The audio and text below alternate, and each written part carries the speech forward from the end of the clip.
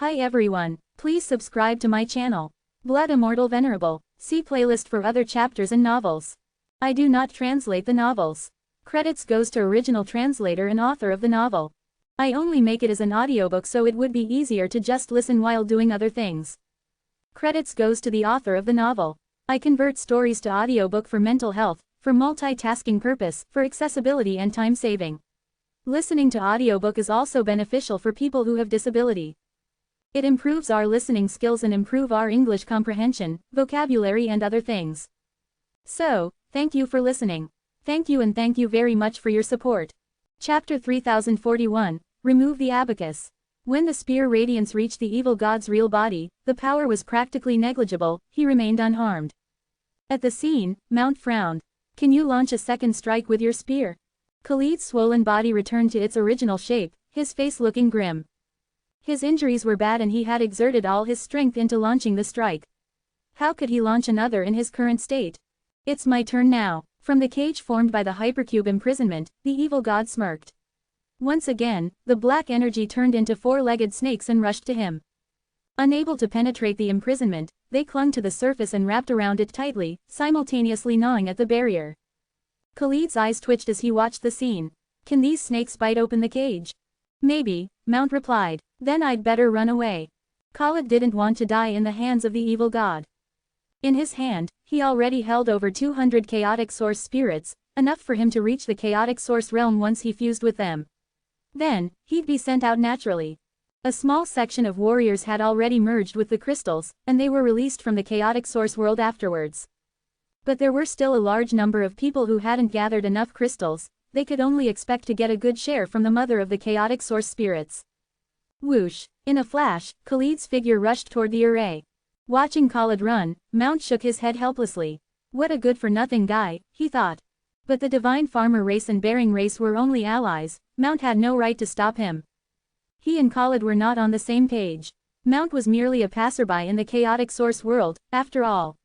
He wanted to avoid making any enemies out of the people there. The evil god's cruel and violent deeds shouldn't have had anything to do with Mount. But the former had killed Maya, that made it Mount's business. Seeing that the evil god was temporarily sealed, everyone turned to the mother of the chaotic source spirits. It was their only chance to kill the mother, they had to take the opportunity. So long as they obtained enough crystals, they didn't care what else the evil god did. As Mount's figure flashed, he came to the side of the Oneness Sky Palace and Pear Hill warriors. What are you doing? Looking highly vigilant, Elvenia stepped forward. As Yan stared at the tall, strong man, her eyes were as calm as water. She believed Zen still had a chance to return to this world, so long as Mount agreed to it. Not giving any mind to Elvenia, Mount turned to Hyam, help me remove this. Initially, Hyam was conflicted, he didn't know whether or not he should help Mount out. It seemed that the latter was the only one present who could contend against the evil god. I can remove it if you agree to my conditions, Hyam said unhurriedly. Without hesitation, Mount replied, once the abacus is removed, I won't do anything to hurt the disciples of the Oneness Sky Palace or the warriors of the Pear Hill. I will keep my word. From what Hyam observed, Mount was someone who followed through on his promises. He believed Mount would do as he said. Still, he needed more than a simple guarantee. Before Hyam could say anything, from behind him, Sally chimed in, if you let Zen back, consider the grudge between us written off. Yes, bring Zen back, Dorothy echoed. Mount had expected their request, of course. With a frown, he said, if you had asked for anything else, I'd gladly do it for you. But Zen has disappeared from this world completely. I can't do anything to bring him back. His sincere answer made everyone's heart sink. There's no hope for Zen's return? Yan asked, her voice now low. After a moment of thought, Mount said, maybe there is. There's a more powerful being that might be able to bring him back. I can pass on your request, but not right now. After all, Mount only served as an avatar of the Chaos Ancient God, he wasn't the Chaos Ancient God himself. He couldn't reclaim deleted spaces, but he figured that the true Chaos Ancient God might have the ability to do so. But he didn't know that in fact even the true Chaos Ancient God was incapable of doing that. Everyone seemed rather upset, as it seemed that Mount wasn't lying. Although they couldn't completely comprehend Mount's space theurgy, they knew that Zen's exile was not as simple as it seemed to be. Crack, crack, crack, explosive sounds came from above as the four-legged black snakes consistently bit on the square prison. If you don't undo this abacus, I'm afraid you'll all be in trouble. You won't even get to think about fighting against the mother of the chaotic source spirits. I hope you understand the stakes of your situation, Mount continued sincerely. While everyone was fighting, there were people who constantly rushed in from the periphery of the chaotic source world. Neither the warriors of the Oneness Sky Palace nor those of the Pear Hill had obtained enough crystals. The warriors of the Oneness Sky Palace, in particular, were lacking, because many of the crystals were still in Zen's hands. It was crucial to get a share of crystals from the mother. Just as Hyam was still hesitant, the hypercube imprisonment that held the evil god in was finally bitten through. Indeed, the hypercube imprisonment was ingenious, but the four-legged black snakes were valiant. With pure force transformed from energy, they had broken through the imprisonment. Although he remained quiet, Mount's earnest eyes were still on Hyam. Inwardly, Hyam sighed before walking up to the golden abacus beside Mount and said, I hope you can keep your promise about asking the powerful being to release Zen. I will, Mount nodded, and, pointing a finger to the air, Hyam continued, beat him up. I will, said the other with an easy smile. Enemies and standpoints were ever-changing. The situation was shifting, along with the friends and foes. The moment Hyam took off the golden abacus, Mount flew backward, turning into an enormous rock. Once again, he was filled with vigorous energy as he emitted a strong, steady aura. When the evil god broke out of the hypercube imprisonment, he saw how greatly Mount's momentum increased. A strange look crossed his eyes, which was then replaced by a strong fighting spirit. Once the blood power was activated all over his body, the two started fighting fiercely again. The two fought in the air for a while, disappearing and fighting head-on at times. Leading the warriors and disciples, Hyam and Yan joined the group fighting the mother of the chaotic source spirits. By this time, the mother's speed had been greatly reduced. She didn't look hurt, but her energy coming from tens of thousands of crystals was nearly depleted. At the very least, 2/3 had been exhausted. She had no way to escape, she could only counterattack in vain and allow the powerful warriors to shower their attacks onto her huge body. Chapter 3042, A Tremendous Change. With the Oneness Sky Palace and Pear Hill joining the attack, naturally, the separate Abyss race and the other large races grew vigilant. However, they knew that this would also accelerate the process of exhausting the mother of the chaotic source spirits. Just as everyone was concentrated on fierce attacks, they suddenly heard the sound of something falling from the sky at a great velocity. As they turned to look at where the sound was coming from, a figure landed onto the ground, with an impact so great that a crater formed around him. To their horror, the figure lying motionless at the center of the crater was Mount. Mount lost so quickly. Is the evil god really that powerful? Everyone turned to look at the sky.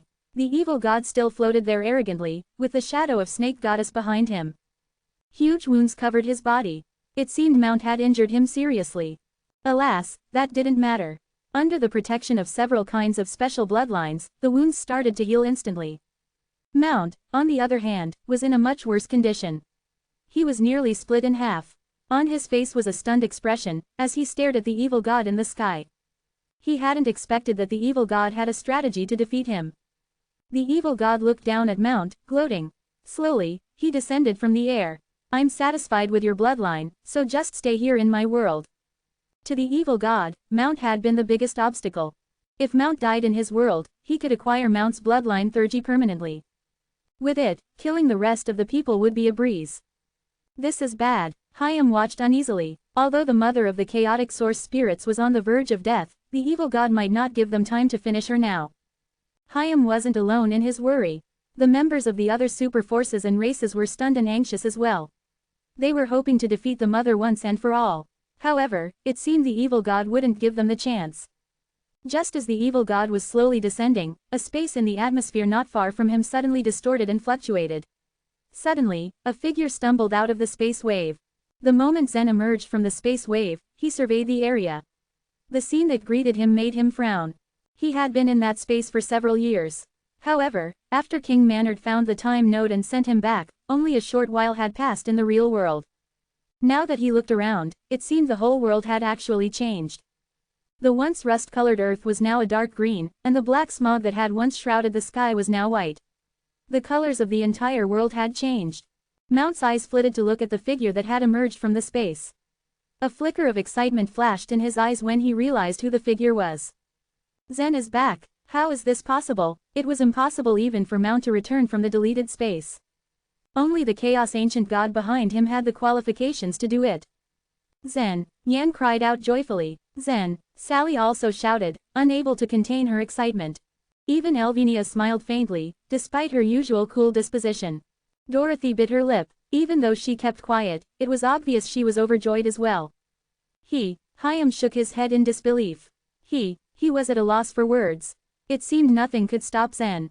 He always seemed to survive despite constantly facing grave danger. Standing outside the chaotic source world, Fuxi trembled in shock when he saw Zen's return. Like Mount, he also knew the meaning of deleting a piece of space. If one was exiled to that place, they would be completely lost in the destroyed space. It was impossible to return. Fuxi knitted his brows. He had complicated feelings towards Zen. On the one hand, he was jealous that Zen had won the Chaos Ancient God's favor. On the other, he was happy to witness Zen grow in strength. Deep in his heart, he sincerely thought that Gerald had chosen the wrong person. Why should he place his hope on Zen? If Zen had really been lost to the destroyed space, it meant Gerald had indeed made the wrong choice. Fuxi had been considering sneaking to the bottom of the chaos to tell Gerald about it. But now, Zen was back. He had returned unscathed from the deleted space. As Fuxi was deep in thought, snow began to fall heavily. A thick layer of snow surrounded him, so tall that it reached his knees. However, Fuxi didn't notice. He murmured quietly to the giant skeleton in the distance, "You have a good eye." Meanwhile, the evil god was also taken aback at Zen's sudden return. He paused in the air, and quickly put on a playful expression. "Well, I thought you'd never come back." Zen noticed the shadow of Snake Goddess behind the evil god and his 3 heads and 6 arms. "Why do you possess the bloodline Thurges of the Snake Goddess race and the 9 Li race?" "You don't need to know that." The evil god laughed. "You just need to obediently submit to me." With a wink, the evil god suddenly vanished into thin air.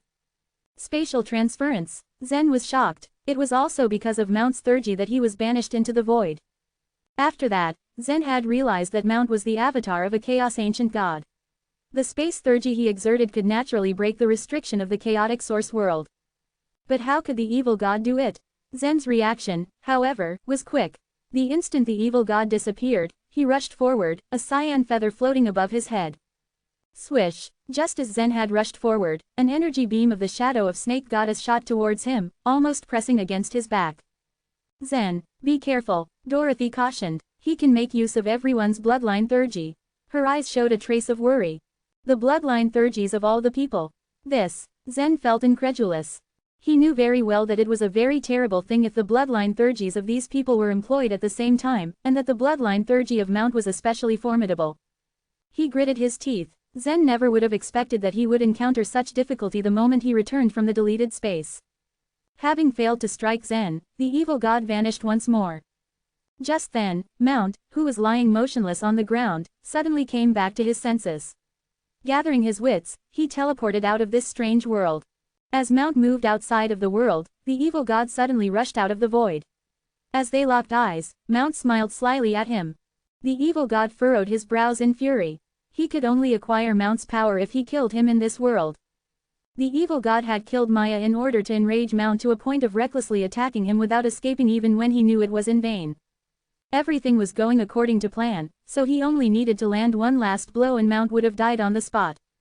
He never expected Zen would return out of nowhere, and was momentarily distracted. With the help of the spatial transference, he thought it would be easy for him to launch a sneak attack on Zen. However, he didn't think that Mount would escape as he shifted his focus on Zen. The bloodline Thurge of Mount also disappeared from the body of the evil god, along with the ability to use the spatial transference. Consequently, the evil god was restricted by the chaotic source world and was kicked out of the space channel. Chapter 3043, Absorb. Zen was slightly taken aback when seeing the evil god fall out from the space channel. Then, Hyam sent him a message using the life vitality. "Zen," he said, "he can use the blood Thurge of anyone in this world, but once a warrior leaves, he can no longer use the blood Thurge of that warrior." Since Mount had moved outside of the world using spatial transference, Zen immediately understood everything. "It's a pity that you lost a bloodline Thurge as soon as I appeared. Moreover, it is the truth level Thurge of a Chaos Ancient God," Zen said with a smile. The evil god's eyes narrowed. So, it turned out Mount carried the blood of a Chaos Ancient God. No wonder his blood Thurge was so powerful. Shira had once introduced the many powerful masters of this world to him. Those chaos ancient gods, she told him, were the founders of the entire chaos, and they were the most powerful beings. No wonder Mount's bloodthergy could easily break the restriction of the chaotic source world. Now that he lost such a priceless bloodline thergy, he clenched his fists tightly with regret. Indeed, it's a pity, the evil god sighed, then straightened up. I'll just redeem it with your life. In the evil god's eyes, Zen kept countless secrets. After all, he was a creature born in Zen's inner world. If he managed to control his own master, it'd be an incredible feat. Buzz. The shadow of Snake Goddess flashed behind the evil god and he flew towards Zen at lightning speed. Zen promptly flew backward, in what looked like an attempt to evade the approaching evil god. Even though the evil god couldn't use the spatial transference now, the bloodline thergies he had now were still difficult to deal with. In the blink of an eye, the evil god closed in on Zen. The blood-red shadow of the Snake Goddess swept over Zen, poised to strike. However, to the evil god's surprise, Zen didn't retreat this time. He passed through the energy streams and reached behind the evil god with unimaginable agility. Then, Zen drew his long sword. Although Zen moved extremely fast, the evil god reacted just as quickly. With 3 heads and 6 arms, he didn't even need to turn around. The evil god's hands clenched into fists and swung at Zen. Buzz. Suddenly, Zen's eyes flashed a menacing red. At the sight of this, a trace of fear welled up within the evil god. The evil god's soul force was extremely powerful, even the power of fear from the giant eye had difficulty phasing him. But in the eyes of the evil god, Zen was the creator that had made him after all. He still maintained a trace of innate reverence for Zen deep in his heart. As the evil god looked into the eyes of his creator now, he couldn't help but tremble. This gave Zen a split second to act. In a flash, he swung his long sword, slicing deep into the evil god's shoulder. Phew, while Zen had put a lot of effort into that blow, to his disappointment, the blade of his sword had sunk only 3 inches into the shoulder of the evil god. The evil god had several bloodline thergies to protect himself. The mighty golden body of the separate abyss race alone was enough to make his body indestructible, not to mention that there were other bloodlines to strengthen his physical body. So how could Zen possibly pierce further? With so many bloodline thergies working together, the evil god's body was even stronger than Zen's. Click, click, click. The evil god's 3 right arms stretched out simultaneously and each seized the blade of Zen's long sword. With the power of the mighty golden body, his 3 right arms gleamed with metallic luster. When they gripped the long sword, it sounded like metals clanging. Clang clang clang. To Zen's surprise, the 3 arms actually broke the sword into pieces. As the evil god's 3 right arms destroyed the long sword, the 3 arms on his left side reached out to grab Zen. Since he finally had the opportunity to get close to Zen, he wouldn't let go of Zen so easily. But Zen acted quick. Even before the long sword broke, he had let go of the sword and darted backwards. With the help of that cyan feather, his escape was made skillfully and elegantly. As Zen was about to put distance between him and the evil god suddenly stretched out the palms of his 3 left hands. In each palm, a colorful whirlpool had formed. Gritting his teeth, Zen felt the strong gravitational pull of each whirlpool. It's the bloodline thergy of the white myth race. Hyam cried in astonishment. Dang it, I hope Zen won't be sucked in. Since the evil god came from Zen's inner world, there won't be any barrier for Zen to be absorbed. Dorothy said anxiously. Seeing Dorothy's and Hyam's horrified expressions, Sally cocked her head in confusion. Dorothy, this white myth race isn't a big race. Their bloodline thergy shouldn't be a big deal, right? It was true. The white myth race was so small in number that they were practically ignored. At the time the chaotic source world opened, they were granted only 1 ticket. However, the member of the white myth race who had gotten into the chaotic source world was a bit lucky, as he made it to the core area without any hitches. But since he made it there alone, he didn't get any chaotic source spirit and had no choice but to seek shelter in an array. He had patiently waited for an opportunity. Alone, there was no way he could take down the mother of the chaotic source spirits. No, he needed to wait till other warriors arrived and chaos ensued. Maybe, in the midst of the chaos, he'd be able to snag some crystals of the chaotic source spirits. The blood thergy of the white myth race was very special. The entrance to their inner worlds was not in the cinnabar field, but was a whirlpool on the palm of their hands. It could absorb mountains, rivers, trees and houses, and sometimes, even some unintelligent creatures. Sometimes, the blood thergy of the white myth race could have a miraculous effect. For example, when the powerful warriors of the Source World had broken into the Heavenly Riverway, they would like to recruit some warriors from the White Myth race. This was because there was a kind of poisonous mosquitoes that dwelled in the Heavenly Riverway. These mosquitoes were extremely difficult to kill, neither fire nor water could do any harm to them. However, these mosquitoes were quite unintelligent, and acted only on instinct. The White Myth race needed only to extend their hands to activate the whirlpools, then the mosquitoes would be sucked into their inner worlds. As they were the creators of their own inner worlds, they could do anything they wanted. In their inner world, it was a piece of cake for them to kill off the mosquitoes. However, there was a catch to the bloodline theurgy of the White Myth race, which had something to do with the weakness of their inner worlds. If they tried to suck in an intelligent creature, the creature needed to willingly accept in order for them to enter their inner world. For example, when Zen tried to suck number 9527 into his inner world, it would only be successful if number 9527 didn't resist. If one showed the littlest bit of resistance, they would not be pulled into the inner world of the other party. As a result, this trick was only useful with unintelligent or even dead creatures. In actual combat, it was rendered useless. However, in the case of the evil god and Zen, the situation was different. Since Zen and the evil god came from the same origin, the two of them didn't have the slightest rejection to each other. At the entrance to the chaotic source world, Dorothy had reminded Zen that the evil god could be used as an inner world generating avatar for him, because there was no rejection between them. Consequently, this worked vice versa. If the evil god was strong enough, he could easily refine Zen into an inner world generating avatar. Chapter 3044, The Endless Restoring Method. Something infinitely more complicated was taking place. Using the bloodline theurgy of the White Myth race, the evil god was now trying to pull Zen into his own inner world. Since he had previously belonged in Zen's inner world, there would be no rejection between them. The evil god would be able to pull Zen in with no problems. Theoretically speaking, the evil god's inner world also belonged to Zen, but, since he avoided the restraint of the rebirth land, Zen could no longer sense nor control him. Once pulled into the evil god's inner world, Zen would then be at his mercy and might even get refined into an inner world generating avatar. Dorothy quickly sent him a message through Life Vitality. Don't let yourself get pulled into the vortex. She pleaded. That leads to his inner world. If you get sucked in, you'll get trapped and end up in big trouble. Her warning greatly alarmed Zen, who now realized the true gravity of his situation. He immediately tried to distance himself from his opponent in order to avoid getting sucked into the vortex. Unfortunately for him, just as he was about to move, a transparent film of light appeared out of nowhere and enveloped him like a net. It's the Moon Spirit race's bloodline theurgy. The sight was quite a shock for members of the Moon Spirit race in the core area. As a small race, most viewed their bloodline theurgy as useless and without value. However, it worked extremely well when the evil god used it in combination with his other skills. There was no escaping the light film, it was airtight and could not be destroyed through physical means. There was also no way for Zen to use the Wing King's feather that he had been relying on to improve his bodily movement skill. Zen had no choice but to weakly struggle against the evil god's three arms that were quickly pulling him towards the vortex. I need to help him, Yan exclaimed, unable to stand by the sidelines any longer. She stamped her foot and flew towards her brother.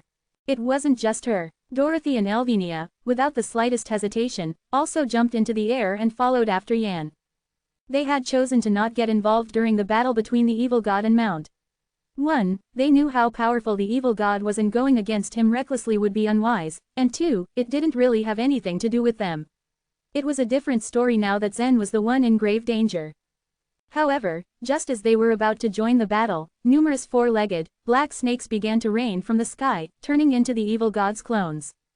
These clones weren't as powerful as the real deal, but they were still equally tough enemies. If not destroyed completely, they could respawn.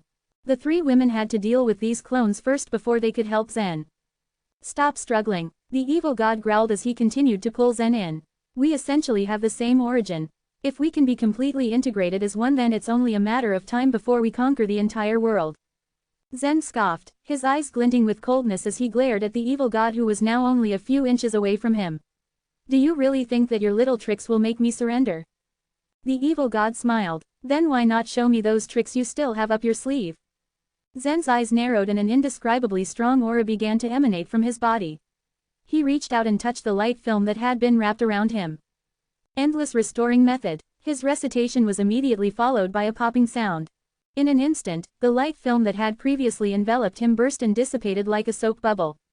When it burst, it turned into a handful of cyan liquid that splashed to the ground. That's the Moon Spirit race's blood. The members of the Moon Spirit race couldn't help but show their astonishment. They were a race whose members bled cyan. Though their bloodline theurgy wasn't powerful, the light film derived from their own blood was very difficult to destroy. Back in the cave outside the core area, not even the golden sharp sword released by the Divine Lair's demon woman could destroy it, yet Zen managed to break it with one gentle flick of his hand. It wasn't just that, he was also able to reduce it to its base form, the Moon Spirit race's blood. Just what sort of formidable method did he use? Even the evil god was taken aback by this sudden turn of events. Nonetheless, he wasn't going to give up so easily. When Zen broke the light film, the shadow of Snake Goddess behind the evil god quickly mobilized, turning into multiple beams of energy. Zen was almost in the evil god's grasp and there was no way he was letting him go. If he succeeded in taking Zen into his inner world, then he would no longer have to worry about him anymore. Despite the beams of energy heading towards him, Zen chose to remain in his spot. Instead of running, he simply swept his hand across the air and waved the energy beams away. Buzz! The energy beam that touched Zen's hand quickly broke down and turned into a handful of red blood that also splashed to the ground. All the bloodline theurgies that the evil god used on Zen broke down into the energy that formed them. Outside the black and white world, Mount finally healed that dreadful wound on his abdomen.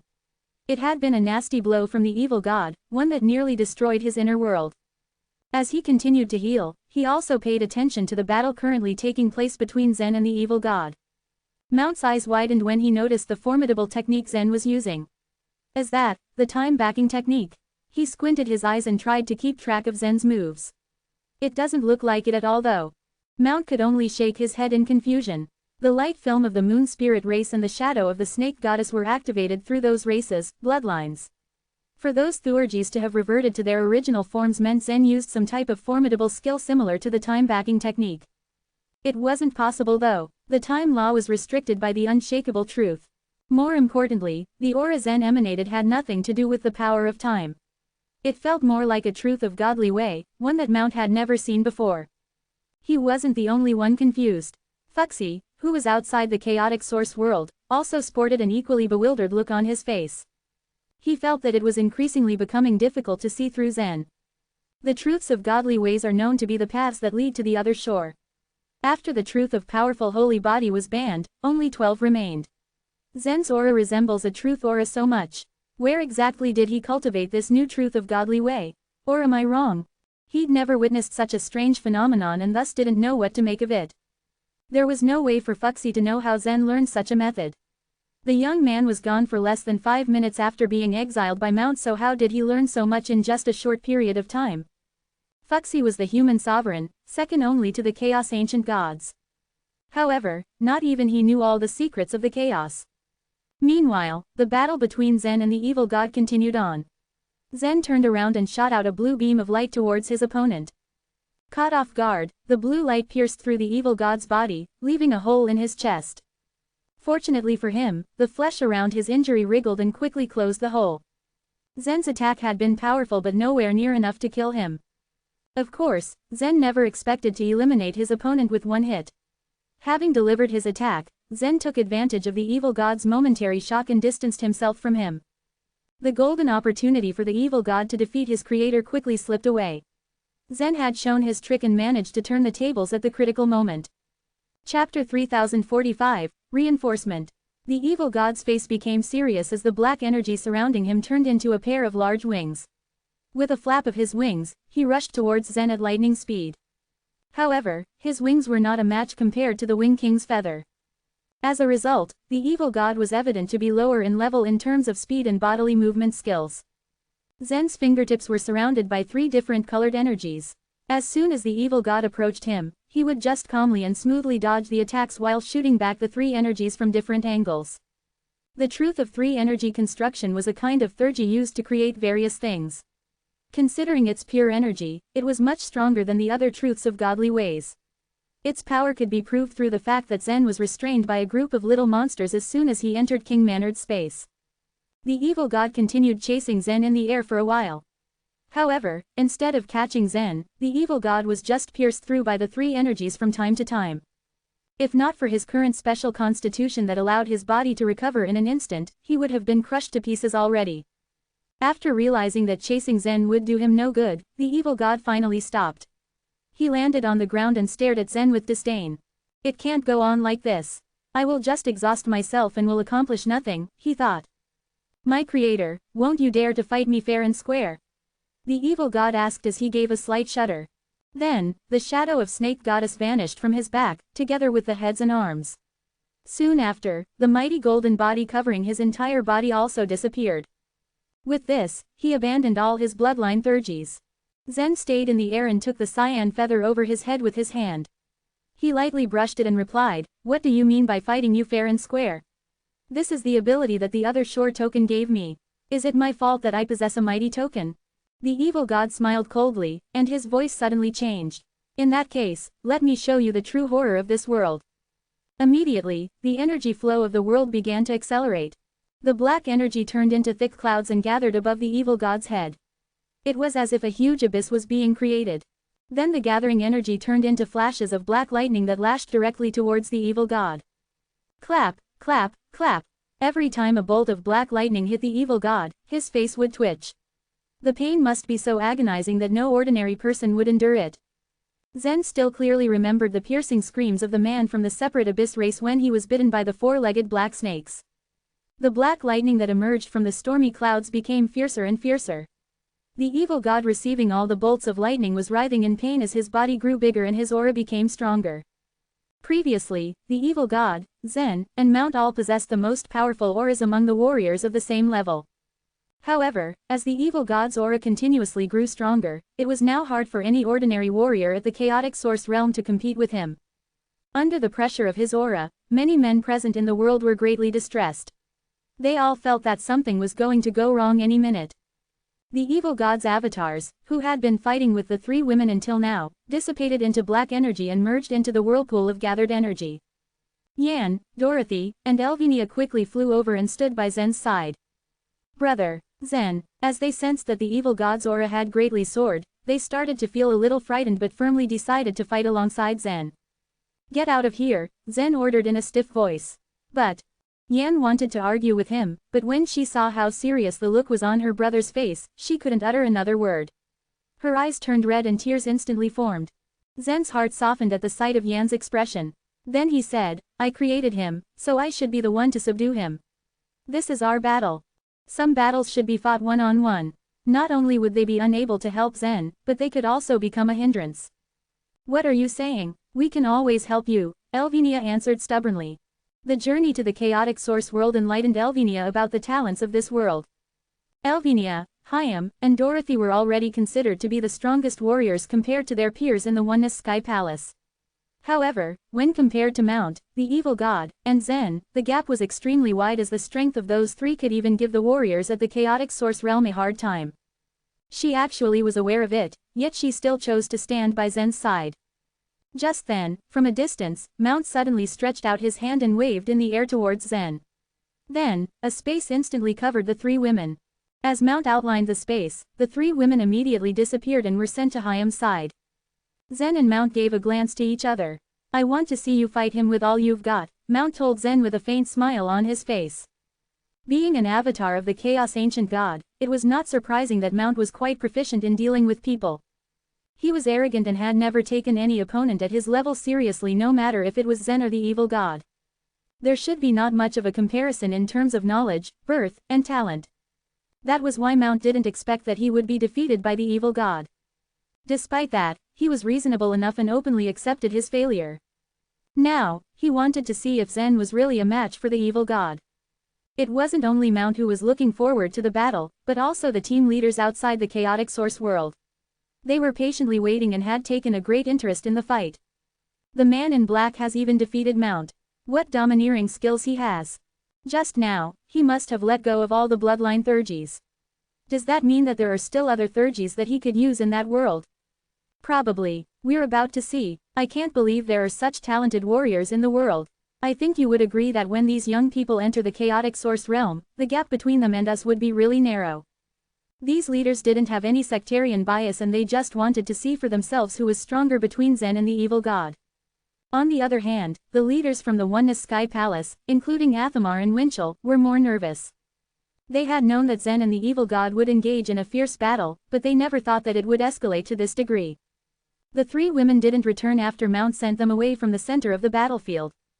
Facing the evil god reinforced by the black lightning, the civilization artifact within Zen's inner world gradually emerged. As he held it in the air, a cyan-colored chessboard appeared in his hand. Crack! Zen reached out his hand and gently swept the board. A chess piece surfaced and a jade sculpture materialized beside him. What is that strange sculpture? Is it another short token of the descending type? I don't think that sculpture contains that much power. I agree with you. I'll bet that it wouldn't even withstand a single blow from me. Everyone couldn't help but shake their heads as they saw Zen release the jade sculpture. They wondered if Zen had no other powerful skill to summon. His strength god totem is even stronger than this one. Why did he let this one descend? Dorothy mumbled with a puzzled expression on her face. What is he trying to do? Yan asked curiously as she lightly scratched her head. When Elvinia saw the regal jade chessboard, her eyes widened. Among all the people that were currently present, only she knew about the true power of the chessboard. Every time a sculpture landed, its strength would increase little by little. Chapter 3046, The Inheritance of World. Back in the Phoenix Palace when Zen fought Chance, who was at the chaotic source realm, Zen had only used these sculptures to defeat him. Theoretically, these sculptures could also defeat the evil god if they grew to become extremely powerful. But most people who were present didn't know about this. They were puzzled. With one gentle stroke of Zen's hand over the regal jade chessboard, the second regal jade sculpture also descended, followed by the third, the fourth, and the fifth. The force of every regal jade sculpture had increased by 100 or so divine megatons compared to the previous one, its size and toughness also multiplying astronomically. In just a few seconds, Zen had more than a dozen regal jade sculptures around him. The increase in the power of the regal jade sculptures followed a regular pattern. The 14th jade statue already had a force of 1,000 divine megatons, which was equivalent to the strength of the weakest chaotic source realm warriors. But this statue wouldn't suffice to fight against a chaotic source realm warrior, and it was even no match for warriors like Dorothy or Elvinia. The whirlpool in the sky finally disappeared only after Zen had summoned 20 regal jade sculptures. The evil god's body was pitch black from head to toe, as if made of black steel. His body emanated a strong aura, and his height had more than doubled. A row of black spikes extended from his shoulders, like the fangs of a monster. This is the first time I've used the inheritance of world. You should feel honored, the evil god said as he looked down at Zen. What is the inheritance of world? I don't know. All I know is that the other short tokens that can summon a world to descend are all terrifying. With the evil god's current strength, he could kill many powerful warriors at the chaotic source realm in an instant. Many warriors from various races gulped in terror as they watched the evil god transform. They had had great hope of reaching the chaotic source realm. But the evil god had enough strength to defeat all the chaotic source realm warriors at once. They had never felt so discouraged. Zen held up the regal jade chessboard in one hand, his other hand hovering over the chess pieces. He gave a gentle push and all the regal jade sculptures came to life. Without any hesitation, they made for the evil god. The 20 regal jade sculptures pounced on the evil god in unison. The evil god sneered disdainfully at the regal jade sculptures. He walked through the air, reaching out a hand and gently touched the sculptures that came at him. Crack! At the contact, the regal jade sculptures shattered into countless pieces. The emerald green fragments fell to the ground like rain. Disappointing. They are too weak, the evil god muttered, shaking his head. He continued to make his way through the air. It was as if he was walking down an invisible staircase. He was in no hurry and was actually enjoying the moment. He could feel the fear, panic, and unease of the people below. He wasn't strong enough now, but sooner or later, he would push all creatures in the chaos into a sense of unease. They would then have no choice but to kneel down before him and surrender to him. Zen remained stoic. He once again placed his hand on the chess pieces and pushed gently at them.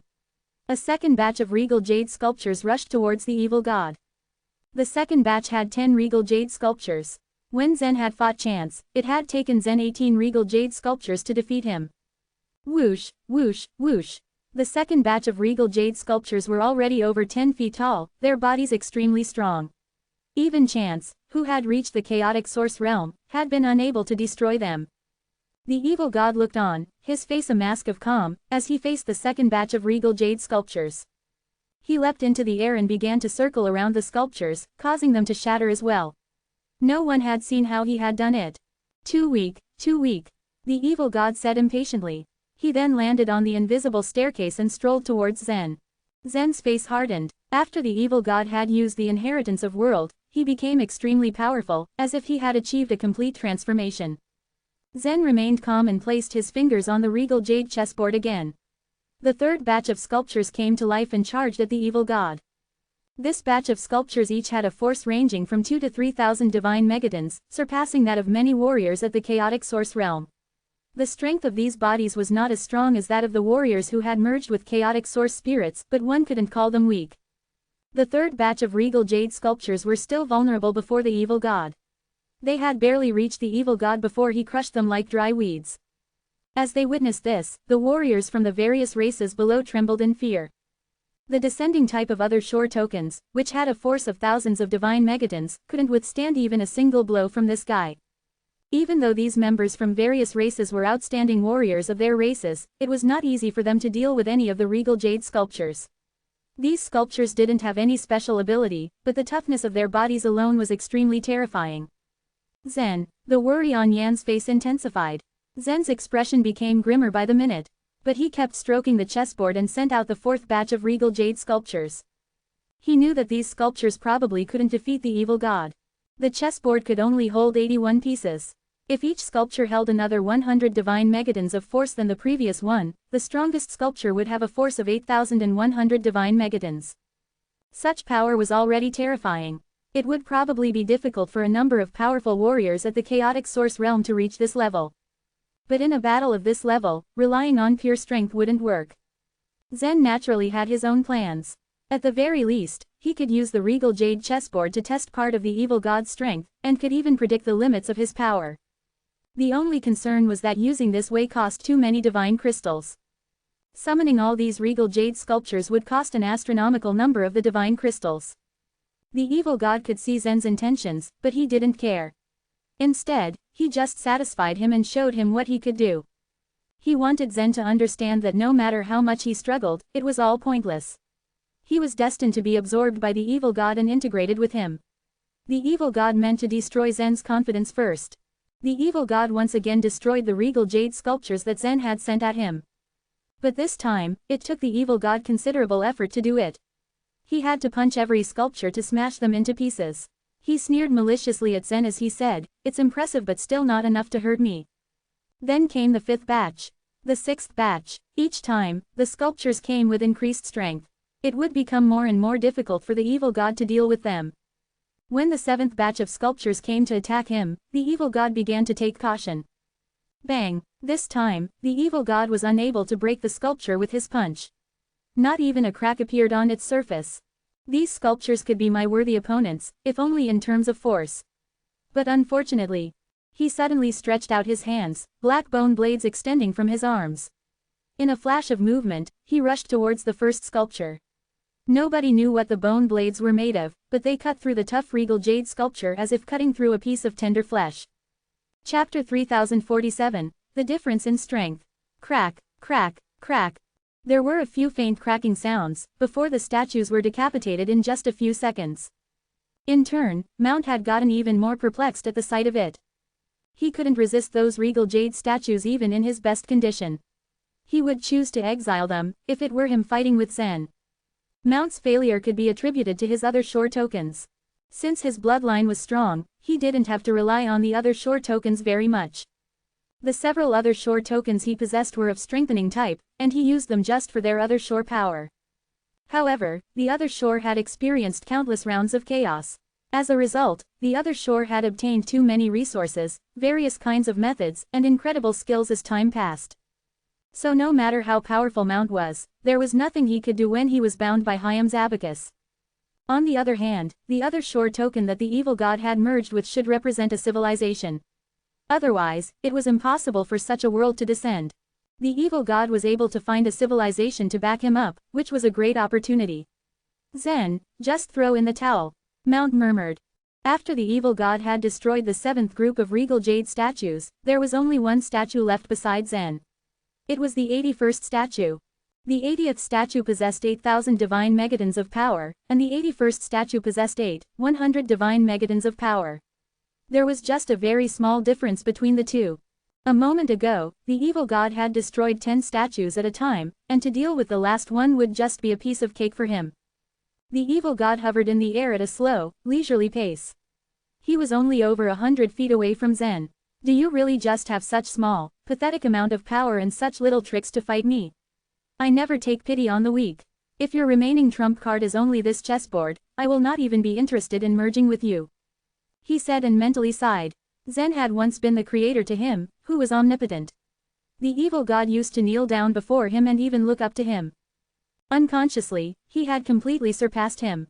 As the evil god looked down on Zen, he felt that Zen was incomparably weak and could not withstand a single blow. Meanwhile, Zen didn't say anything as he was deep in thought. The extreme force should be up to about 8,000 divine megatons.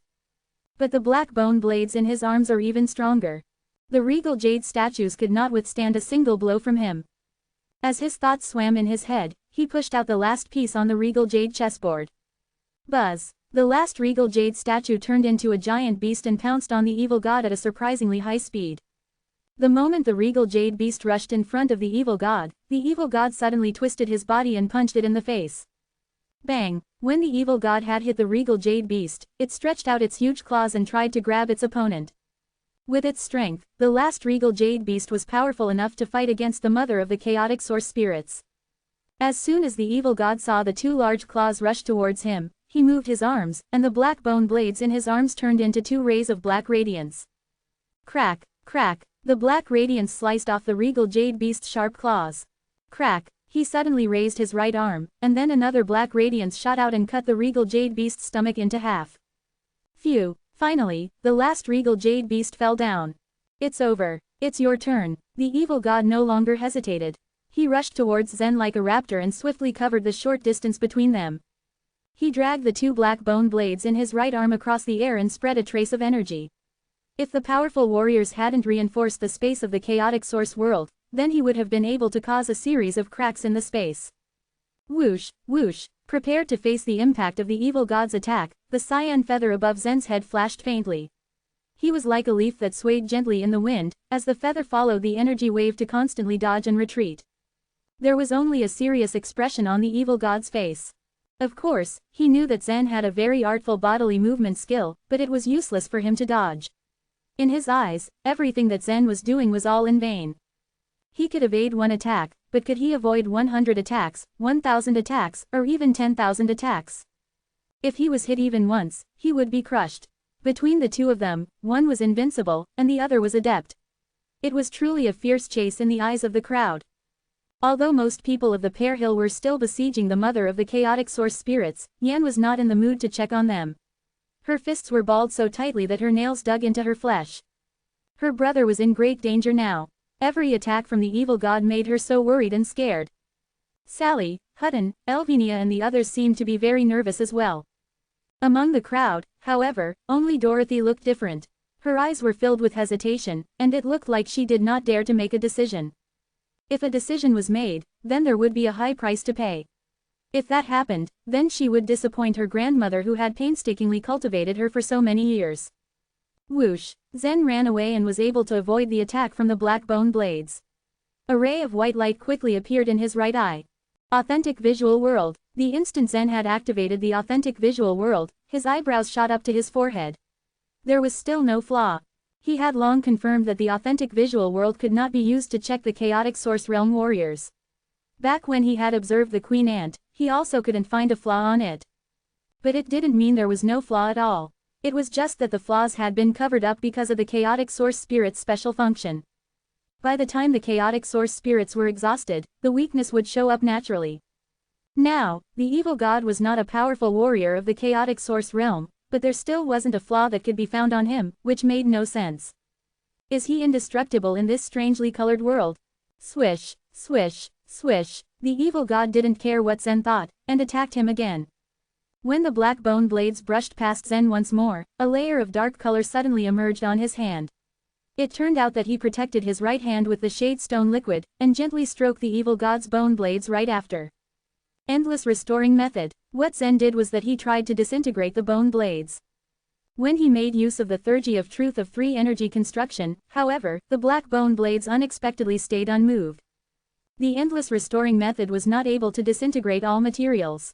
Furthermore, Zen's current ability only allowed him to break ordinary solid objects, and these black bone blades were clearly strong to a horrible extent. Zen could not shatter them. In return, the strong force eroded Zen's right hand the moment he touched the bone blades. His right arm grew numb even under the protection of the shade stone liquid. While Zen was a little distracted, the evil god quickly waved his hands and the bone blades rushed towards Zen's head. The black light under the high-speed spinning movement almost turned into a black flower. The flower caged Zen. After he floated up and down inside it for a while, he was finally forced into a hopeless situation, and there was no room for him to dodge. Chapter 3048, So Do I. Bang! The evil god stomped right onto Zen's chest. It was such a big blow that Zen fell down from the sky like a shooting star. Boom! He came crashing to the ground, marking the earth with a crater of around 10,000 feet in diameter. Zen is helpless too. Mount took a look at Zen, who was defeated on the ground. He had expected this to happen. On the other hand, Mount was shocked that Zen had returned after being exiled. However, the power that Zen had displayed proved to be insufficient to go against the evil god. Meanwhile, the statues that descended from the regal jade chessboard were powerful, but they would just trouble Mount a bit and he could still deal with them, let alone the evil god who was more powerful. Even most of the powerful warriors at the chaotic source realm were no match for the evil god now. At the sight of this, Yan couldn't stand it anymore. As she was about to take a step forward and help Zen, a hand stretched from behind her and dragged her away. To her surprise, it was Dorothy. "You are no match for the evil god," Dorothy said. Yan was displeased hearing this, "And you think you're a match?" "Neither am I," Dorothy responded, "but I can kill him." As she spoke, she released Yan and made her way towards Zen. Everyone who heard their words was in shock. How could Dorothy claim to be able to kill the evil god, when Zen couldn't? However, from the look on Dorothy's face, they could tell that she was pretty convinced with herself. Boring fight. Suddenly, the evil god stretched out his black hand, and the bloodline power of the white myth race returned to his body. Just then, the whirlpool in his hand opened for the second time. Although the evil god mentioned that he had no interest in Zen, he wanted to know Zen's secrets. Lucky for him, as they came from the same origin, he could just absorb Zen easily. As the evil god descended gracefully down to the crater, Dorothy flew over from afar, shouting, "Stay away from Zen." The evil god heard it, but was not threatened one bit. The female talents were worthless in his eyes, they were too weak. With a flick of a finger, he could even kill them. The last thing he could do was be bothered by her. But just as he brushed off Dorothy, a trembling force developed in his chest. Thump, thump, thump. Every time Dorothy took a step forward, the evil god felt his heartbeat ring in his ears. It got louder and louder the closer Dorothy came. After the evil god activated the inheritance of world, he wasn't in the form of a human body anymore. How could he have a heartbeat? Still, the heartbeat persisted and still rang in his ears. It was not just some illusion. Thump, thump, leave Zen alone, Dorothy threatened. Or you'll die. Aside from Dorothy and the evil god, no one could hear the heartbeat at all. It was the heart of accomplice. In the past, Zen was able to obtain 2 hearts of accomplice from the Grand Sky Temple. One of the hearts had been taken away by Athamar after he had learned it, while the second one was with Dorothy. Zen had asked her to hand the other over to the Origin Mountain. Little did Zen know that Dorothy had kept it to herself.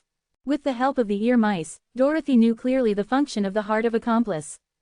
If one was deemed to be her accomplice, they would die if she did.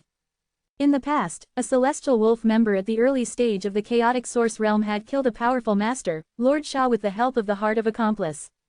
She knew it was more than enough to deal with the evil god. What is this heartbeat? The evil god turned around and faced Dorothy, who stood at the edge of the crater, finally acknowledging her presence. Both the weird heartbeat and her decisive tone implied that she was not joking. "You get scared too, don't you?"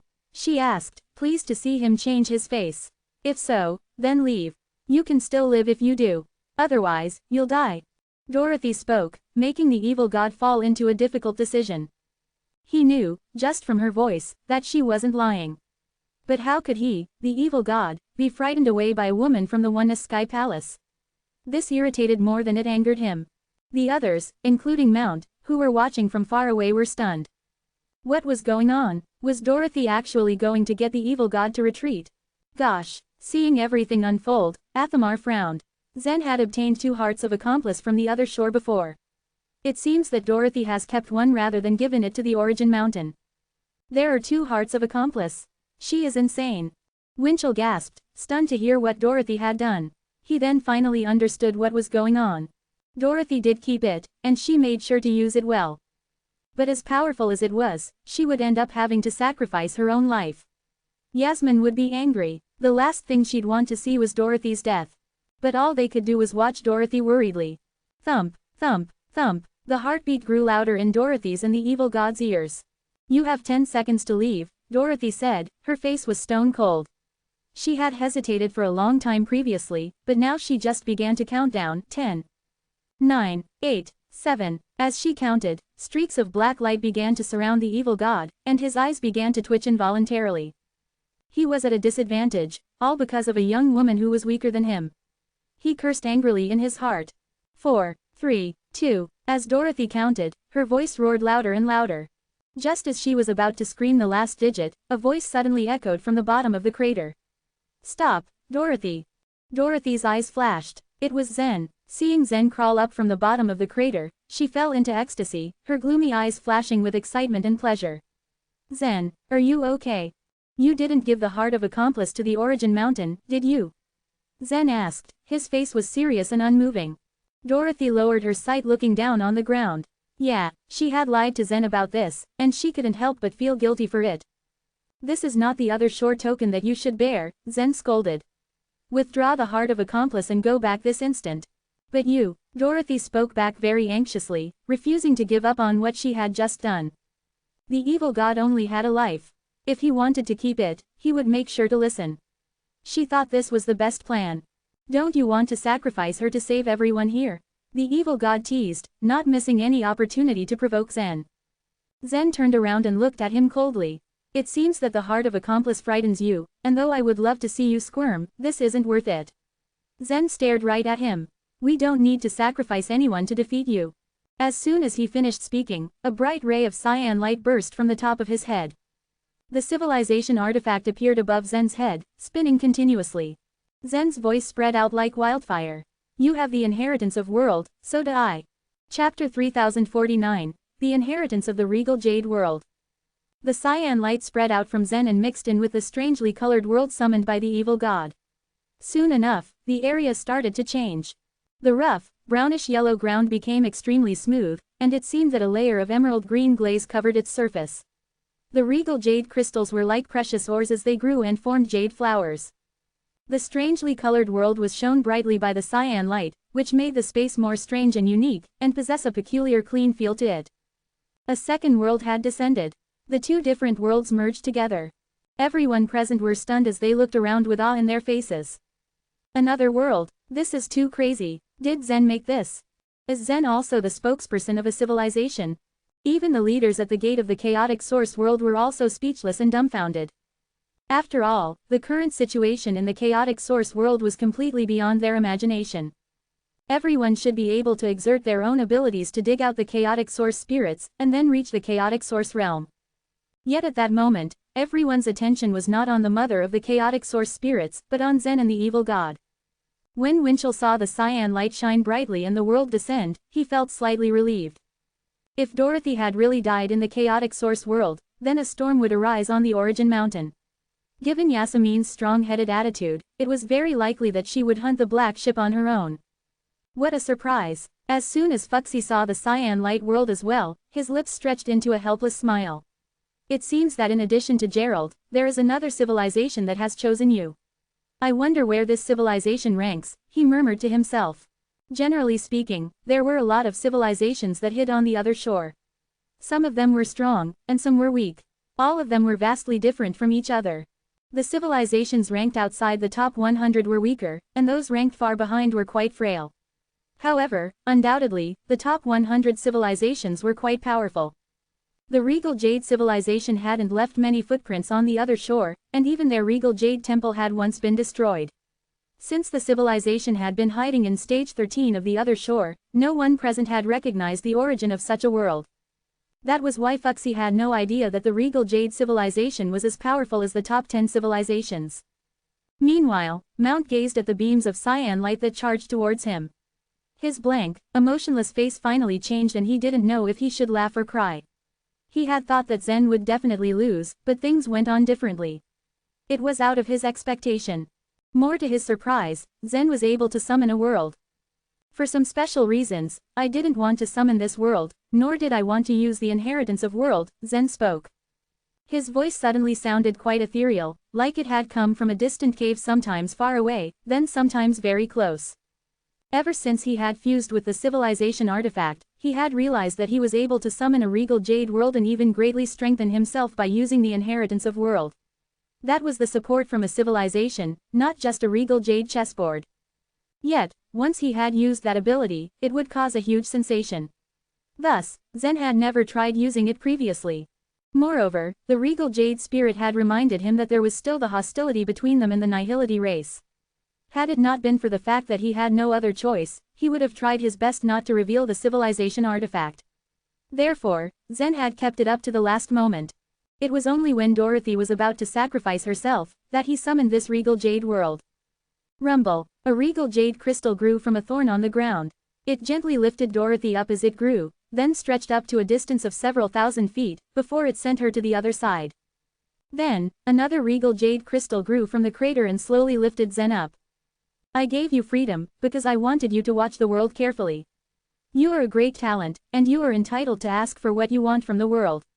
Unfortunately, you're greedy and bloodthirsty, which greatly disappointed me. As Zen spoke, he gently did a tapping motion towards the evil god. A regal jade crystal suddenly grew out of the ground and hit the evil god hard. Bang! As the evil god's body was thrown into the air, another regal jade crystal stretched out of the ground and hit him again. The regal jade crystals grew out of the ground and extended up to thousands of feet, and repeatedly hit the evil god. The evil god could have avoided such attacks, but he didn't have the slightest intention of dodging. He just allowed the regal jade crystals to hit him. Upon closer observation, it could be seen that the evil god's face was full of excitement and ecstasy. Ever since Zen had entered the chaotic source world, his weakness had been the evil god's greatest disappointment. But after another world had descended, Zen had finally shown the strength that made him worthy to be his opponent. After the evil god had been hit dozens of times, bones spurred out of his arms and intertwined around him at a confusing speed. All the regal jade crystals that hit him broke into pieces and fell on the ground. Save your tricks, said the evil god. In turn, Zen glanced coldly at him. The regal jade crystals under his feet started to grow again. This time, they didn't lift him up, but wrapped him inside them. Buzz. Just then, a halo appeared around the entire regal jade world. The light circle shrank continuously until it converged in the center, and finally merged in Zen's body. Buzz. Next, another light circle flashed on the surfaces of all the regal jade crystals and quickly gathered in the center as well. With the support of the regal jade world, Zen was indeed able to contend with the evil god. To defeat the evil god, however, he had to use the inheritance of world. Now, Zen was unwilling to waste his time either. As the light circles converged, his body had undergone considerable changes. First, his eyebrows glittered with dark cyan crystals, then so did his hair, skin, and flesh. The inheritance of world entailed changing oneself completely by the use of the power of the descended world. While Zen endured the baptism of cyan light circles, his entire body became thoroughly crystallized. Cyan feathers grew from his back one after another. He slightly opened his eyes, and diamond-shaped crystals also appeared in his pupils. At that moment, his aura had also undergone a tremendous change. Apart from his appearance that was still 50% similar to his original look, everything else was different. His voice, breath, and the characteristics that defined him all disappeared. Splash! He shook his body slightly, then the crystals wrapped around him shattered. His dark cyan feathers rose slightly, which made him glide freely in midair as if he had integrated himself with the space. The members of the separate abyss race, the ear mice, and disciples of the Oneness Sky Palace and the Pear Hill could only look up at him in silence. Is he Yan's brother? The way Yan described his strength is an understatement, exclaimed Natalie, whose jaw dropped in shock. Chapter 3050, Sealing Energy. Natalie remembered Yan often talking about how powerful her brother was. But she figured that Yan was exaggerating as she bragged. It was natural for young girls to admire their older brothers, after all. But once she met Zen herself, she realized how wrong she was. Among the Pear Hill warriors of the younger generation, Natalie couldn't think of a single one who could dream of contending against Zen. Now, it seemed as though Yan was even being too modest when she described her brother. Forgetting about the younger generation, even the seniors who had already reached the chaotic source realm and the desire world couldn't fight against him. The evil god gazed at the crystal Zen as he would gaze at a lover. Very good, I like it. In the next moment, he had his hands crossed. Black spikes began spreading out of his figure until his entire body spiraled up into a black cyclone. Phew, the cyclone shook gently. It was as though an enormous hand had drawn a black line in the sky, sweeping right past Zen's body. It was such a rapid movement that no one even caught the motion with their bare eyes. Zen didn't move an inch, but his crystallized arm was broken in a second. 1,000 feet behind Zen, the evil god halted. He grabbed Zen's severed hand and gnawed at it. The cyan crystal was hard and crisp, making crackling noises as the evil god bored his teeth into it. Soon, he had swallowed it completely. Tastes good, the evil god clasped his hands in satisfaction, and the crystal fragments fell to the ground. For a second, Zen's eyes widened in surprise. The evil god's speed suddenly erupted, indicating that he hadn't been using his full strength earlier. What an amazing speed! As Zen muttered, he could feel his body tremble while a cyan arm grew out of his broken limb. Thank you for your praise. Let me show you once again. This time, it'll be your head. The evil god mocked Zen menacingly before he turned into another black cyclone.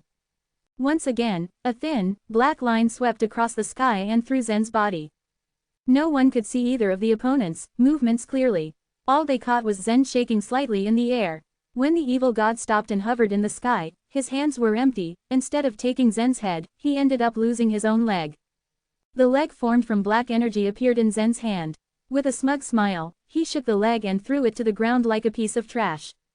The inheritance of world was an extremely powerful method. It could turn the cultivator into forms of energy in a short period of time. Everything in the regal jade world was made out of regal jade crystals. Even the creatures of the regal jade world lived in these crystals. The newly descended inheritance of world had Zen entirely crystallized. The same went for the strangely colored world summoned by the evil god. It turned him into a being of black energy. It didn't matter what happened to his body. Any limb Zen tore off regenerated in a blink of an eye. Phew, whoosh, both of them launched an attack once again. The evil god's burst of strength had increased. He activated his speed to a shocking extreme. Zen's movement technique, of course, was ingenious. He avoided the evil god's attacks with ease, and never did he lack an incredible and immediate counterattack. The crowd below watched the fight with their jaws slack. Are they playing some sort of dismembering game? They're ripping each other's limbs off, they're complete freaks. I've never seen such a fight before. A fight of this level should have only been possible between spokespersons of large civilizations. These spokespersons were all super powerful warriors of the source world. But Zen and the evil god were exceptions at the moment. They had each found a civilization artifact in stage 13 of the Lust world, triggering such a high-level battle. The power of each of their civilization artifacts had still been suppressed in the Lust world. If these two civilizations could return to the Desire world, or to the higher stages, the pair of civilization artifacts would display even more terrifying power. Not only the talents in the chaotic source world hadn't ever seen a fight of this caliber, even Fuxi, such a powerful being, was flabbergasted. For someone as powerful as Fuxi, to summon a world of a civilization and merge with the inheritance of world wasn't something particularly new. But how could two people who hadn't even stepped into the chaotic source realm throw fists as they both summoned a world and merged with the inheritance of world? It was too inconceivable. If he hadn't seen it with his own eyes, he wouldn't have believed such a thing could even happen. No matter how much their bodies were dismembered, Zen and the evil god had no trouble restoring their bodies. As the cyan and black lines collided further, Zen gradually gained the upper hand. The regal jade civilization supporting him was way more powerful. With the pair of wings that originally belonged to the regal jade world's wing king, the bodily movement skill he displayed clearly indicated the regal jade civilization's superiority. Once Zen adapted to the evil god's speed, he leisurely waited for the latter to attack him. Every time the evil god turned into a black line as he rushed toward Zen, his cyan wings trembled. Zen had no trouble avoiding the evil god's attacks with mere slight movements. Crack! As the two fought, Zen tore off one of the evil god's arms again. Initially, he didn't deal with the evil god's broken limbs, he casually threw them away. The severed limbs fell and dissolved into black energy, disappearing from the strangely colored world. Zen, the overall energy of the world one summons always remains the same. The evil god can easily recycle the energy and use it again. But you can seal that energy, the regal jade spirit explained. Zen's eyes flashed with excitement. He now got to the crux of the matter. If he didn't deal with the broken limbs of the evil god, the latter could easily gain his energy back. That would have made the fight endless. When the evil god tried attacking again, Zen merely ripped off one of his legs. This time, he threw the limb to the ground, where a regal jade crystal suddenly sprouted. The crystal's surface was like chalcedony, wrapping up the evil god's severed leg. The limb couldn't dissipate, it was now like an insect wrapped in amber, sealed forever. Seeing that, the evil god frowned. Without giving it another thought, he charged at Zen once again. Whoosh, whoosh, whoosh. As their fight went on, Zen won more than he lost. Crystals were growing everywhere from the ground. Within them, there were the arms, legs and all other parts of the evil god's body. After a moment, over 100 broken body parts were sealed in crystals. It was an extremely strange sight to behold. Energy from the severed body parts of the evil god couldn't be recycled. Initially, he was over 10 feet high. But after using his energy to regenerate his body parts over and over again, his enormous body began shrinking foot by foot. There was no doubt that the evil god was still extremely ferocious, but he had shrunk down to the size of an ordinary child. Chapter 3051, Eternal Annihilation. The evil god's body is getting smaller. Zen has sealed his limbs. He's unable to take them back. Keep this up and the evil god is bound to lose. There was a faint smile even on Mount's face. He was finally witnessing the defeat of the evil god. Zen's method was not ingenious, but was direct and effective. But the evil god figured it out, too. The evil god's eyes flashed with a somber black light. As he once again charged toward Zen, his direction suddenly changed. He now bore down in a vertical downward arc, aiming straight for his severed limbs. By smashing those regal jade crystals, he would be able to turn his limbs into energy that would evaporate into the surroundings and integrate into his own body. But Zen had already expected this move when he had sealed the limbs. He wasn't about to let the evil god have his way. Scratch, scratch, scratch. The regal jade crystals rapidly rose from the ground like long and narrow tubes. The evil god's severed limbs and other body parts floated within them. In the blink of an eye, all the crystals and their contents were sent to the edge of the regal jade world, scattered equidistantly in all directions. The evil god's face darkened as he lunged for the arm closest to him. The regal jade crystal that contained it flew rapidly, but the evil god was faster. Clang! The regal jade crystal shattered in the evil god's clutches. As his severed arm broke out, it turned into wisps of black energy and evaporated in the air.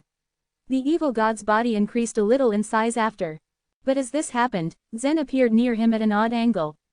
Zen waved his hands covered with crystals, and tore off the evil god's legs again.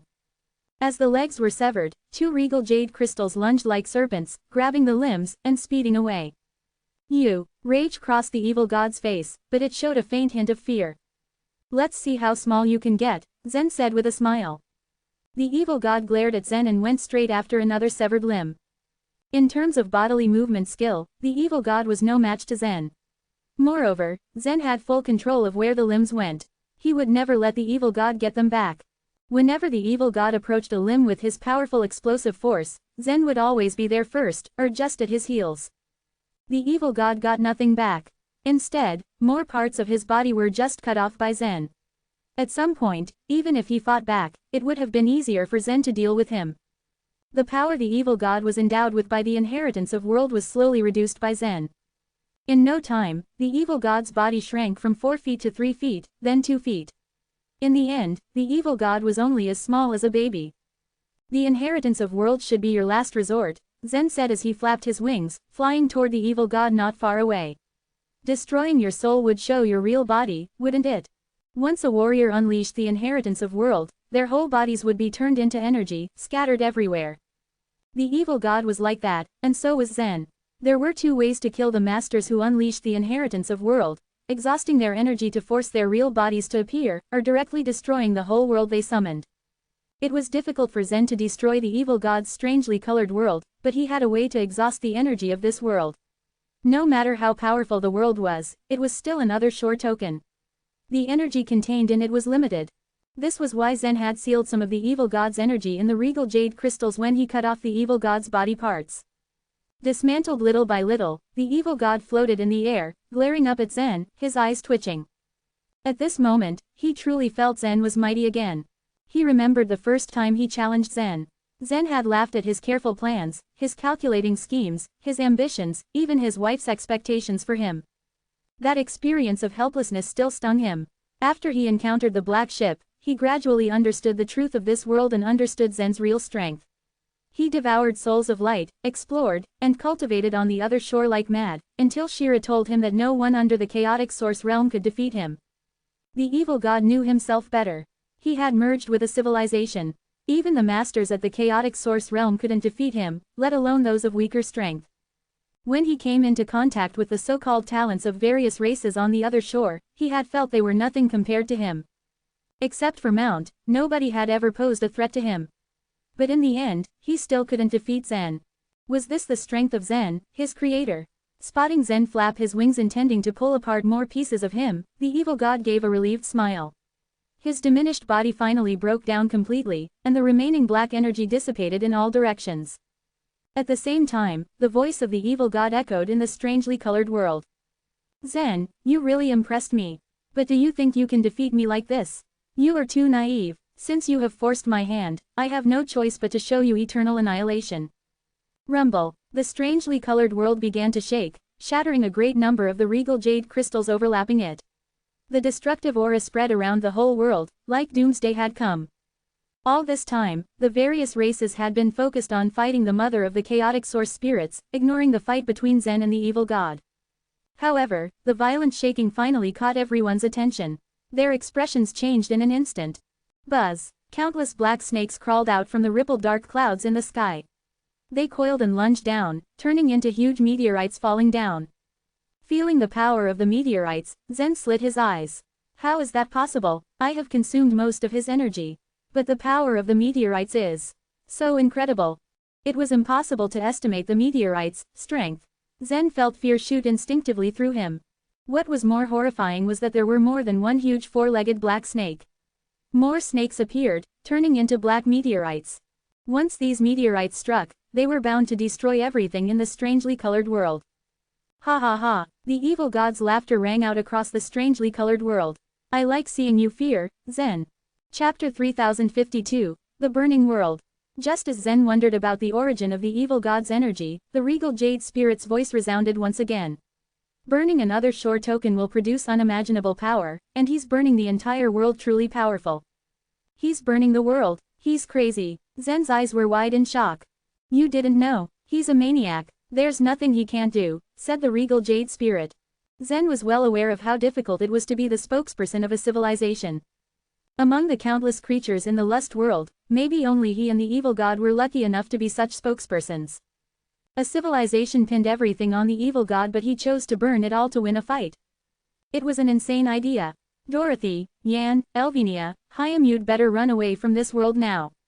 Everything will be destroyed, Zen urgently reminded his companions. But he didn't need to tell them for them to know something was terribly wrong.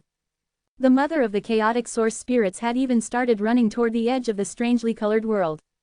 At this point, the separate abyss race and the earmouse race finally gave up their attack on the mother of the chaotic source spirits. Their lives held priority at this critical moment. As they approached the world's edge, a mass of black energy burst like flames. The regal jade crystals were instantly engulfed in the black fire, and a black thread appeared before them. The world is divided. Mount raised his hands to try to move the people from the Oneness Sky Palace and the Pear Hill out of the strangely colored world.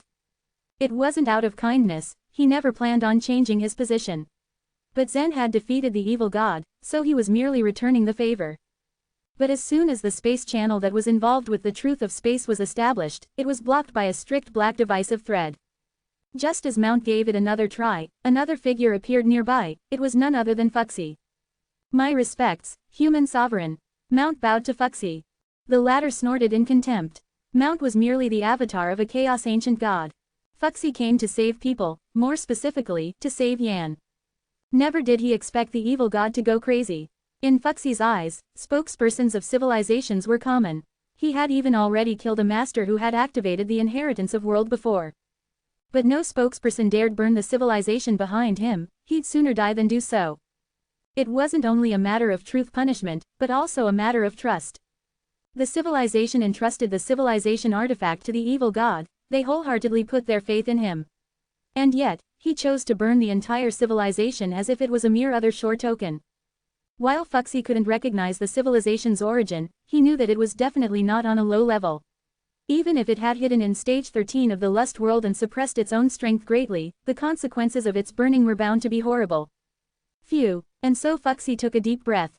He stepped forward, accumulating terrifying power. Puff. Then, he pushed his palm toward the world. A black and white mark of 8 diagrams was created from nowhere, printed on the world's surface. There were 2 ways to defeat the inheritance of world. First was to find and kill the owner's real body, and second was to destroy the entire world. Fuxi had chosen the second way. It was a simple and rough method, but it was effective. Fuxi's attack was strong enough to crush the entire chaotic source world, even as he kept his strength in check. At the very least, he could open the world. But the huge palm of 8 diagrams passed right through the world and shot out the other side. It hit the southern peak within the ring-shaped mountain range and smashed the peak to pieces before it collapsed. The great power surprisingly caused no harm whatsoever to the burning world. The space is isolated. Mount raised his brows at the thought. Examining his own palm, Fuxi depressed, his face grim. He turned to Mount and asked, what happened? When it came to understanding the space, he was nowhere nearly as good as Mount. But the latter shook his head, confused. The whole world seems to have been isolated while being burned. It doesn't look like it belongs to this space. I've never seen this before. Will the burning world really have such an effect? It was the first time they had ever witnessed someone burning an entire world. Never did Fuxi ever think it could happen. It dawned on him just how much everything was out of his control at that moment. As it was all he could do, he threw a few more palm strikes at the world.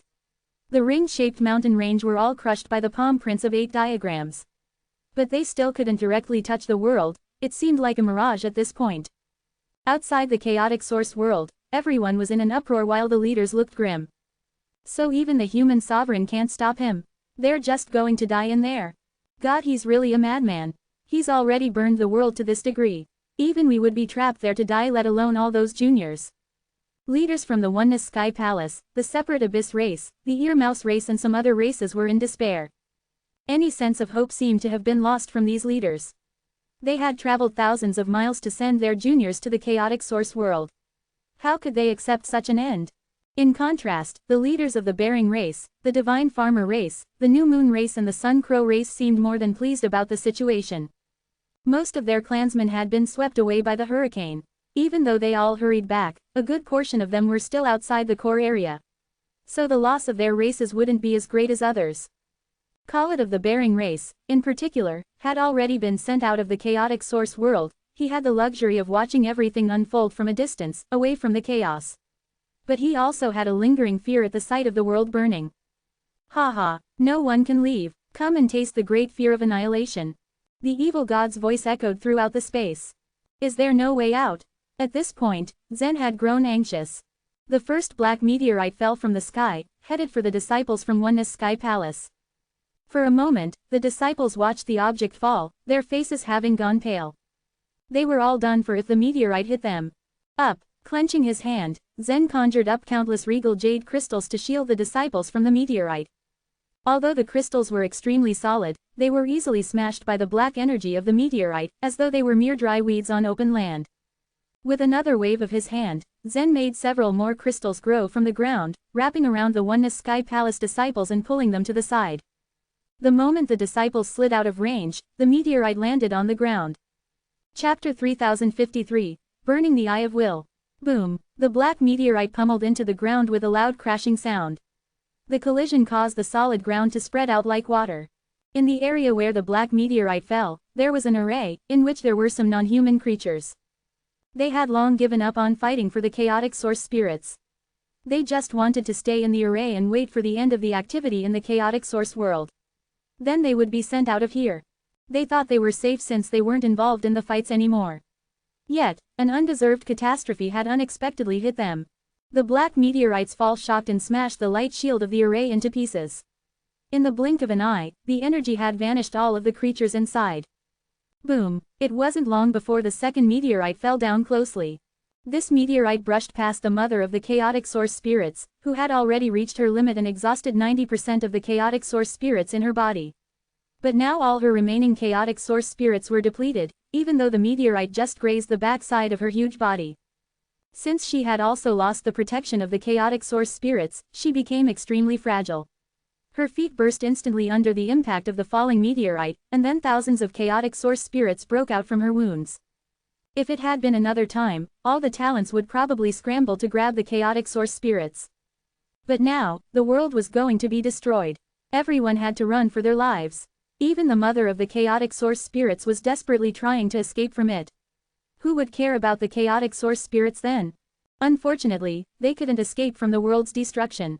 What should I do? Zen whispered. There is only one way, the regal jade spirit replied. Tell me, Zen urged. Before the whole world is totally burnt, find where the evil god is and kill him, the regal jade spirit answered. I don't know where he is. Naturally, Zen was as anxious as ants on a hot pan. The world he summoned is almost perfect without any flaws. But, the evil god himself has his own flaws. Number 9527 suddenly spoke. Use your sword texture technique in the authentic visual world, and give it a try. Hearing this, Zen flew up without hesitation. A ray of strong, white light shone from his right eye. Buzz. At that moment, the two overlapping worlds materialized in his eye. Everything was crystal clear. Zen circled around in the air as he repeatedly observed his surroundings.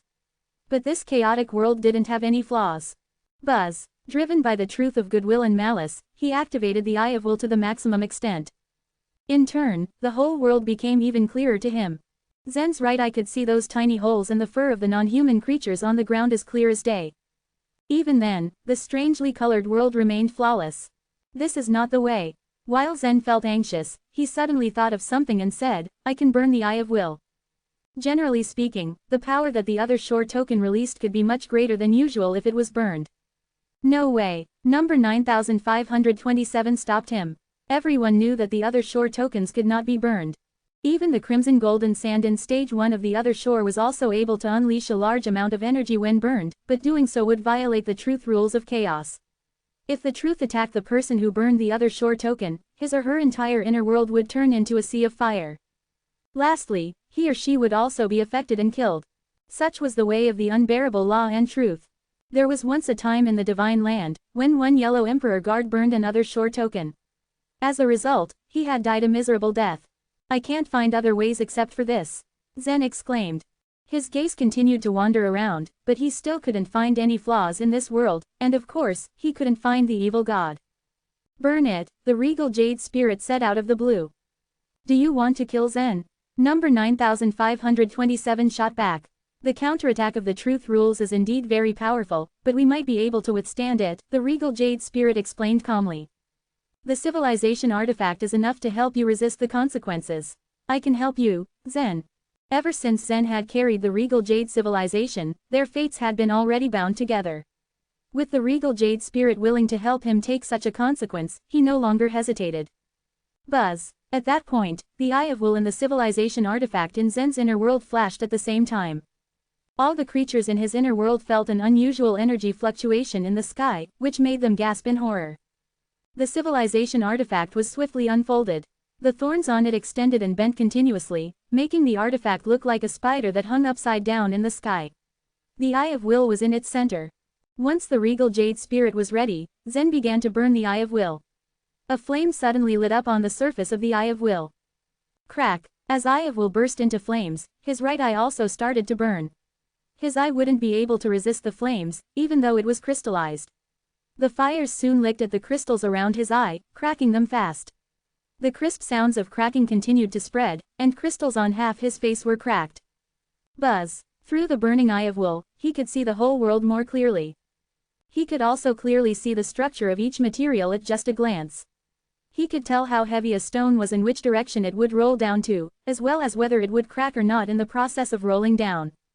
At the same time, all the information flowed to his head like seawater. If his soul wasn't strong enough, the torrent of information would have already stuffed and destroyed his memory flame.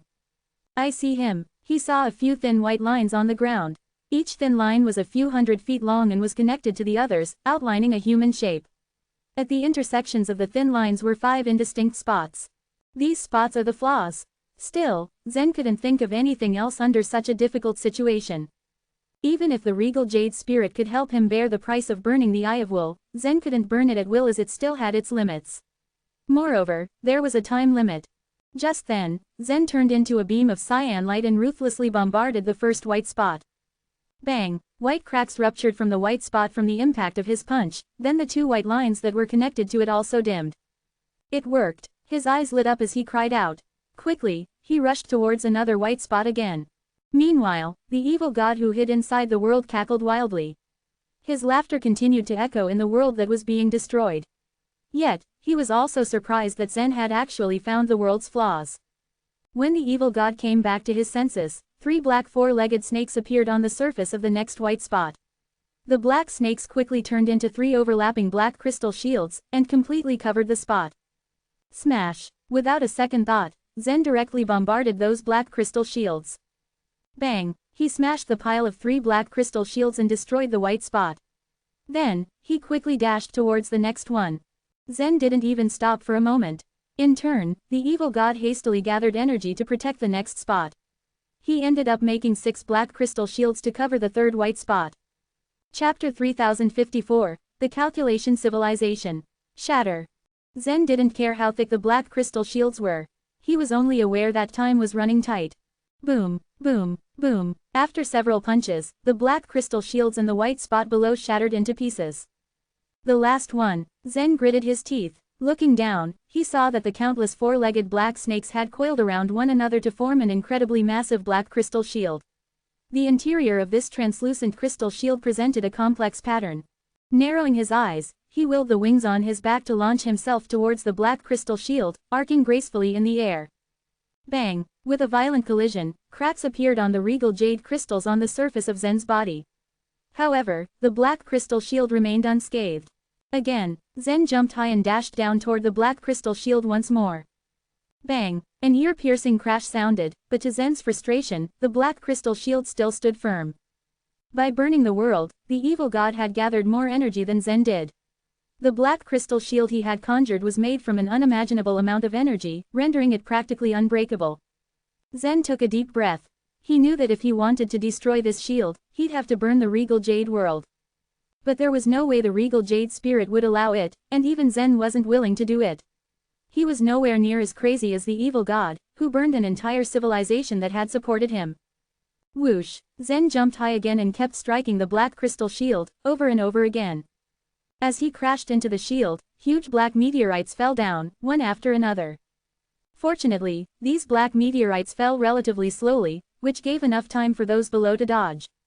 However, upon impact with the ground, they'd release a tidal wave of energy. If anyone was hit by the wave of energy, they would definitely be smashed into pieces. Screams pierced the air as unfortunate creatures were unable to avoid the waves of energy. As another meteorite crash landed, several members from the Separate Abyss race were caught in the wave of energy. Among them was Hamza, a core member of the Separate Abyss race. Even though Hamza had activated the mighty golden body, he still didn't stand a chance against the black energy. Instantly, he was ripped to shreds. There was nothing left of him after being sucked into the black energy. This way, Yan led the disciples from the Pear Hill and the Oneness Sky Palace as they tried to evade the falling black meteorites. Swish! Just then, 3 massive meteorites crashed in front of them, effectively blocking their way. Everyone felt hopeless. We're trapped. Hayam frowned. Left. We can't get out. Panic welled within them. This was a matter of life and death, and there was no time to stop and think. Suddenly, Yan's eyes flashed with determination. Raising her hands towards the sky, she spat out one word, slow. She had tried to employ the truth of holy words. However, in this situation, it was like a mantis trying to stop a chariot. The massive black meteorites continued to fall from the sky, unbothered by Yan's feeble attempt to slow them down. Meanwhile, the tides of energy from behind the group were like black, ominous waves. With each second that passed, the black energy was growing stronger and stronger, overwhelming the crowd in the blink of an eye. Yan's lips bled from her biting them, and her eyes shed bloody tears. Cyan scales appeared on her raised arms. The bloodline transformation, Natalie cried, stunned. All the human women who had stayed in the Pear Hill had the bloodline of the snake goddess race, but they didn't have the physique of the race. Similarly, although Elvenia had the bloodline of the Sun Crow race, she couldn't materialize 2 wings like the demon women of the Divine Lyre. Yan's slender legs were surrounded by a glimmer of light and completely disappeared, turning into a cyan-green snake tail. She had completely transformed into a snake goddess girl. Then, a hairline crack appeared on Yan's forehead, and a tiny shaft emerged from the crack. The shaft looked ordinary, but it seemed to contain a strange force. Fuxi stood outside the world, expressionless as he watched Yan transform. On the other hand, Mount's jaw dropped in shock. Even when the evil god and Zen had summoned their worlds, he had remained calm. However, at the sight of the small shaft that emerged from Yan's forehead, he was stunned, eyes filled with disbelief. Is that the energy shaft? Mount asked with uncertainty. Fuxi cast a cold glance at him. It's just a prototype. It's the only one that has been cultivated successfully, but should I just kill you? Fuxi didn't even try to hide his antagonism towards Mount and the Chaos Ancient God behind him. Naturally, he refused to disclose any useful information to him. It's useless to kill me, because I'm not the only one who sees it. Mount smiled. Unless you kill all those leaders outside. Fuxi didn't reply. Instead, he fixed his gaze on Yan. She was a talented and powerful girl, considered the best of her generation from the Pear Hill. But no matter how talented she wasn't worth so much attention from Fuxi. The only reason he was mildly interested in her was the energy shaft within her body. Previously, some had guessed that the entire chaos was not what it seemed. Time, space, and energy. These were all concepts perceived by people. The more perceptive a person was, the better they gripped these. Space could be folded, space channels could be constructed, and people could move instantaneously via grand teleportation in the space. Time could be compressed, and even be traced back. As for energy, it could be transformed. There were always creatures who would painstakingly devote their entire lives to studying these things. Once, someone had even discovered a unique civilization on the other shore. It was known as the Calculation Civilization. This civilization could hardly be ranked in the top 1,000 among all civilizations. It was only considered as a secondary ruling force. In that round of chaos where the Calculation Civilization emerged, there was also another powerful ruling force. The Calculation Civilization was actually considered extremely weak in terms of strength. Hence, not long after they had entered the other shore, they had grown extinct. However, it was this very civilization that had managed to almost complete the finale way. The methods they had used were quite different from other civilizations. They didn't focus all their energy on the other shore, and concluded that they wouldn't be able to complete the finale way by merely relying on the other shore's strength. In order to complete the finale way, one had to understand the nature of the whole chaos. Consequently, one needed to grasp the three essential natures of the chaos: space, time, and energy. This civilization had inferred that time and space were transformation forms of the energy in the flowing process, hence, the essence was energy. As long as the energy flow was affected on a higher level, it could rebuild or even destroy everything.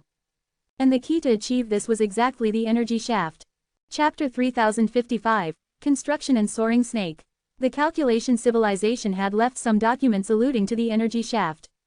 According to them, they had obtained a way to control the energy shaft. However, just as they were closing in on completing the finale way, another ruling force in the chaos attacked them. At last, they failed, ending with regrets. But their failure didn't go unnoticed. The supreme masters from all super forces in the source world caught wind of this civilization. Most of them didn't take it seriously, thinking the Calculation Civilization was merely talking nonsense. They believed that there was no such thing as a magical energy shaft. Even so, some super forces took an interest in it, and even designated some manpower and resources to study about it further. However, even with countless efforts made, the research was fruitless. Nevertheless, the Chaos Ancient God behind Mount had been quite interested in the energy shaft. As he wielded the truth of space, he had a natural advantage in understanding space. In fact, at some point, he had even figured out what its prototype would be like. It was almost the same as the one that hovered in front of Yan's forehead, which was why Mount could recognize it instantly. Yet, he was still uncertain. After all, no one had ever confirmed its existence before. Suddenly, Yan activated the energy shaft. It flashed a bright light, unleashing shreds of peculiar traction force. As the energy shaft released an intense gravitational pull, the energy of the black meteorites was easily sucked into it. While the energy shaft might have been weak in form, it could still release a powerful, special energy. With Yan controlling it, it could suck any energy in her surroundings. Slow. Yan spat out the word once more. The forces that the energy shaft had absorbed blasted out the instant she spoke. Buzz. The surrounding space seemed to stir, as though time and space were distorting. All of a sudden, the energy tides that were charging towards disciples from the Oneness Sky Palace and the Pear Hill became thick and viscous, slowing down. Witnessing this, the crowd's eyes lit up with hope. Let's go. As the 3 meteorites fell slowly, the disciples from the Pear Hill and the Oneness Sky Palace weaved their way through. However, even though they were putting some distance between them and the falling meteorites, they were still in danger. As the whole world was on fire, it was only a matter of time before the energy being released would become more and more chaotic and violent. Yan was a novice to the control of the energy shaft. In addition, the energy shaft itself was not that strong enough to help them escape. Bang, bang, bang. Meanwhile, Zen was bombarding the surface of the black crystal shield over and over again, but the shield didn't budge. It was much solider than his expectation. With every strike, his inner world shook upon impact. The Sanskrit words bearing the Eye of Will trembled as the burning of the eye had triggered the counterattack power of the truth rules. After the civilization artifact had unfurled, all the counterattack power had been controlled. However, even so, a tiny bit of energy that was occasionally released from the counterattacks would cause a lot of harm to Zen's inner world. Zen, the Eye of Will can only be burned for 9 more seconds, the regal jade spirit reminded. Even if Zen managed to smash open the black crystal shield in time, he still wouldn't be able to find the white spot. As his mind whirled, he suddenly raised his hand and summoned a long sword from his space ring. Crack! Soaring snake sword. This was Zen's secret weapon. He would never have revealed it unless he absolutely needed to. But at this point, Zen had no choice.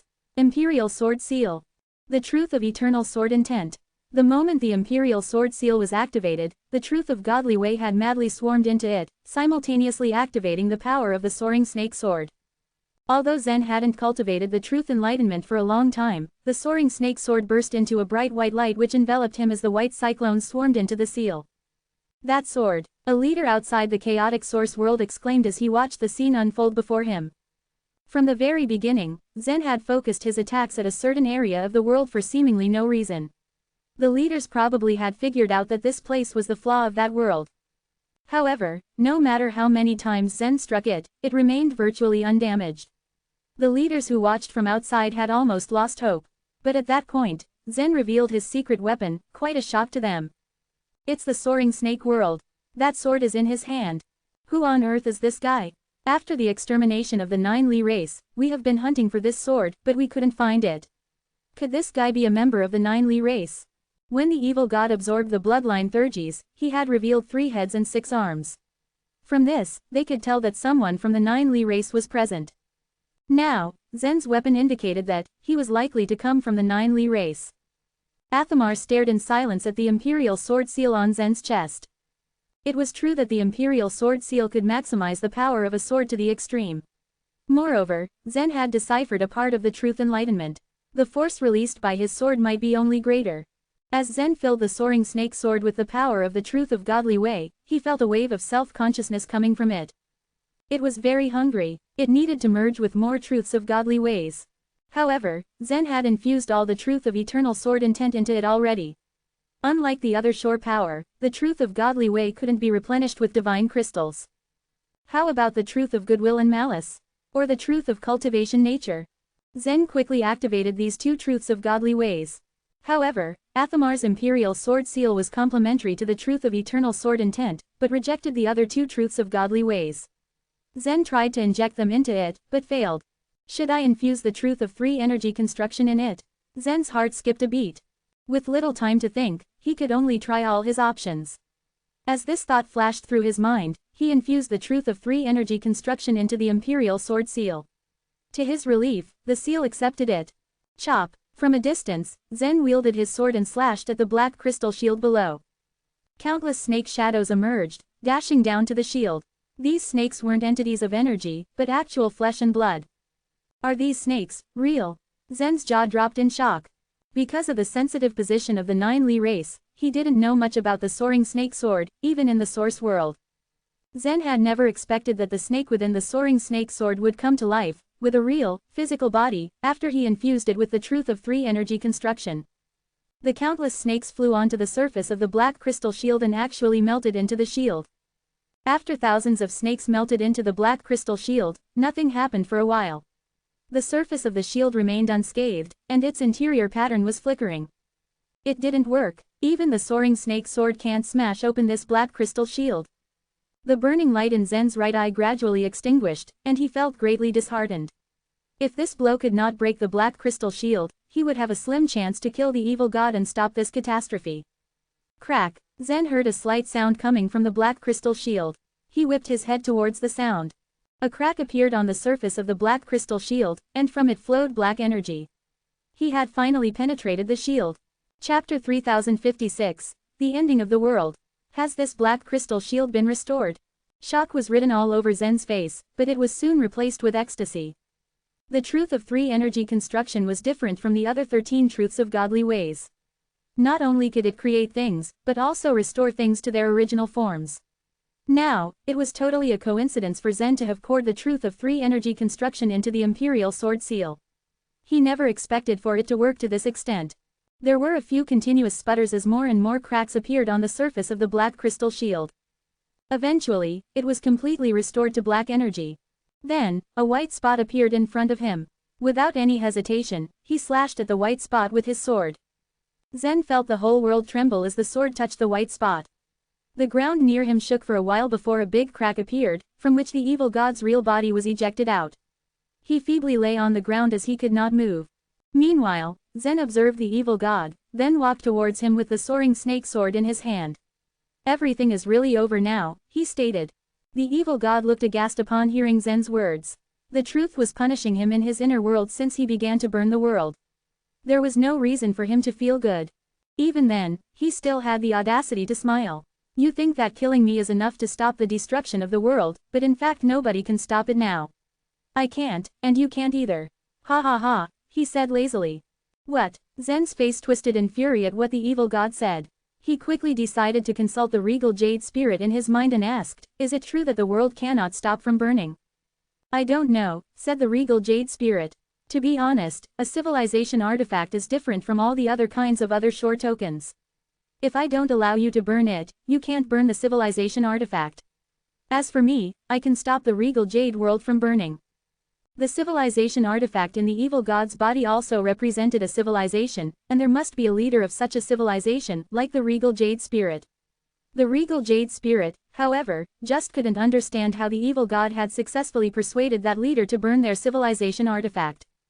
So it seems like there is no solution. Zen's face darkened for a moment. The regal jade spirit fell silent as well. It was indeed a difficult problem to solve. As soon as the evil god saw Zen's grim face, he slightly perked up. Take me back. I still have a lot of secrets, many valuable secrets. Unfortunately, you won't be able to use them, because you will die here with me, he sneered. Just then, the strangely colored world suddenly trembled once more. The huge black snakes that had been forming black meteorites suddenly disappeared, together with the meteorites and the energy tide that was surging everywhere on the ground. In turn, the evil god couldn't help but be dumbfounded when he felt the changes around him. No, no, you can't stop. Never stop. I'm your master. You can't betray me, the evil god roared with all his strength. Yet, no matter how loudly he howled, he couldn't do anything to prevent the energy from disappearing. After a little while, even the strangely colored world that the evil god had summoned had vanished as well. The members from various races, who were desperately running for their lives just now, also stopped in their tracks due to utter surprise. The world had been on the brink of destruction a while ago, but now it was suddenly calm and serene. Only the gentle but sharp cyan light that emitted from the regal jade world had remained. Has the whole world been burnt out? It seems not. If the whole world was burned, then we wouldn't have survived. Surely, the burning must have stopped. As for Zen, he did not know what happened, but according to the evil god's reaction, he could guess why. Just like him, the evil god also had a civilization artifact. The difference was that the evil god seemed to have had complete control over his civilization artifact. So, maybe there was no civilization leader like the regal jade spirit, or such a leader was still asleep. When the evil god began to burn the whole world, the leader had finally awoken and took action to stop the fiery catastrophe. The specific details might be more or less different from Zen's theory, but the overall process should be the same as he guessed. On the other hand, the evil god still cried out in desperation, and he clearly looked like he was unwilling to admit defeat. For him, the current situation was worse than death. As the evil god lamented miserably, Zen went towards him and lifted him up, then tried to absorb him into his own inner world. Generally speaking, Zen still had to ask one's consent in advance if he were to absorb them in his inner world. The evil god, however, was originally a creature that came out from his inner world. Thus, he didn't need to consider the evil god's feelings or permission when he wanted to absorb him back. In the blink of an eye, Zen's inner world had completely absorbed the evil god. Phew, the evil god fell from the high sky in Zen's inner world. Before he could reach the ground, numerous golden ropes appeared strangely out of nowhere and bound him tightly. In Zen's inner world, there was no room for the evil god to revolt. Furthermore, he was unable to do such a thing when he was in such a bad state. The evil god simply stared blankly into the horizon. His expression didn't change even when he saw the unfolded civilization artifact. He knew clearly that his day had gone, and all his plans and ambitions had vanished into thin air. After Zen had finally defeated the evil god, his gaze swept over his surroundings. He breathed a sigh of relief when he saw that Yan, Dorothy, Elvenia, Sally and their other companions were all safe and sound. Some of the disciples of the Oneness Sky Palace and the members of the Snake Goddess race from the Pear Hill had been injured or even killed, but such casualties were inevitable in a battle. This was already the best result. The other super forces and races suffered even worse losses. Still standing on the edge of the regal Jade world, Fuxi finally breathed a sigh of relief. Even Mount couldn't help but smile slightly. He was glad to see the evil god die. At the same time, however, he realized that Zen would probably be his greatest opponent in the future. More than half of the body of the mother of the chaotic source spirit split open, and she motionlessly lay on the ground. Densely packed chaotic source spirits could be found at the side. Once the crisis was over, everyone's eyes were focused on the mother of the chaotic source spirits. Some non-human creatures began to eye her with greedy looks again. Still, no one dared to take action. The evil god's strangely colored world had disappeared, but the regal Jade world still existed. Lastly, Zen still had a crystallized body. Even the immensely powerful evil god was defeated because of Zen, so none of the people present dared to provoke him. Anyone who attempted to grab the chaotic source spirits recklessly would be courting death. Phew, the wings behind Zen's back flapped gently, then he flew towards the disciples of the Oneness Sky Palace and the Pear Hill. Brother, his sister Yan flew up as well to meet him. She caressed her brother's crystallized face and asked, "What happened to your eye?" One of Zen's eyes was lost, and half of his face was broken. He did look terrible, indeed. "My eye, nothing," Zen said with a small smile. There were bits of crystal that had congealed on his face. The regal jade crystals immediately replaced the cracks on his skin, so his face was quickly restored to its original state. The crystals didn't belong to his body in the first place, so he was fine. But since the Eye of Will had been burned, he had lost a very useful other shore token. Without the Eye of Will, his sword texture technique would be less powerful as well. Naturally, he needed something to replace it. Chapter 3057, The One-Eyed Bat. Having comforted Yan, Zen looked down and was shocked at the sight that awaited him. Instead of 2 legs, his sister's lower half had been replaced by a snake tail. "Yan, what happened to your legs?" His sister blushed in embarrassment, not really keen with her brother seeing this half-human, half-snake form of hers. She had taken back the energy shaft and there was no need for her to maintain this form. With a twist of her cyan tail, a burst of light enveloped her and the next thing Zen knew, was that her fair, flawless legs reappeared. "This is the Bloodline Thurgy of the Pear Hill," Yan explained. "Bloodline Thurgy," Zen repeated with curiosity. "It helps you transform." He couldn't help but think of Elvenia. She possessed the Bloodline Thurgy of the Sun Crow race but she didn't have the power to transform herself into a real Sun Crow. How did Yan do it then? It seemed things were more complicated than she let on. Her explanation was vague at most as if she didn't want him to ask too many questions. Despite his constant prodding, Yan remained mum about the topic. Left with no answer, Zen chose to give up and let his sister keep her secret. With that, he unfurled his wings and flew away. The crystals of the chaotic source spirits will be distributed to the disciples of the Oneness Sky Palace and Pear Hill first. His voice was deep and incredibly loud, resounding all throughout the entire regal Jade world. Nobody objected, which Zen took as everyone's silent agreement to his terms. Each person had a limit of accommodating only 200 crystals. Moreover, each race suffered heavy losses in their numbers, so even if the Oneness Sky Palace and Pear Hill got first dibs, there would still be enough left over. Zen glided towards the body of the mother of the chaotic source spirits, while Hyam and Natalie led the disciples of the Oneness Sky Palace and Pear Hill respectively. With everyone present, the distribution of the crystals began. The moment Zen took the crystals out, he found a thick aura emanating from inside the body. Puzzled, he waved his hand, splitting the body open to reveal a ton of golden red crystals. Are these also the crystals of the chaotic source spirits? He murmured in shock. The sight of these golden red crystals was met with calm indifference by the disciples of the Oneness Sky Palace and Pear Hill, however, the same couldn't be said for the other races. Fanaticism and excitement glimmered in their eyes. They had long since suspected that the mother's body harbored some special things. She had been hiding in the main peak for so long, thus, there was no way she only had ordinary crystals.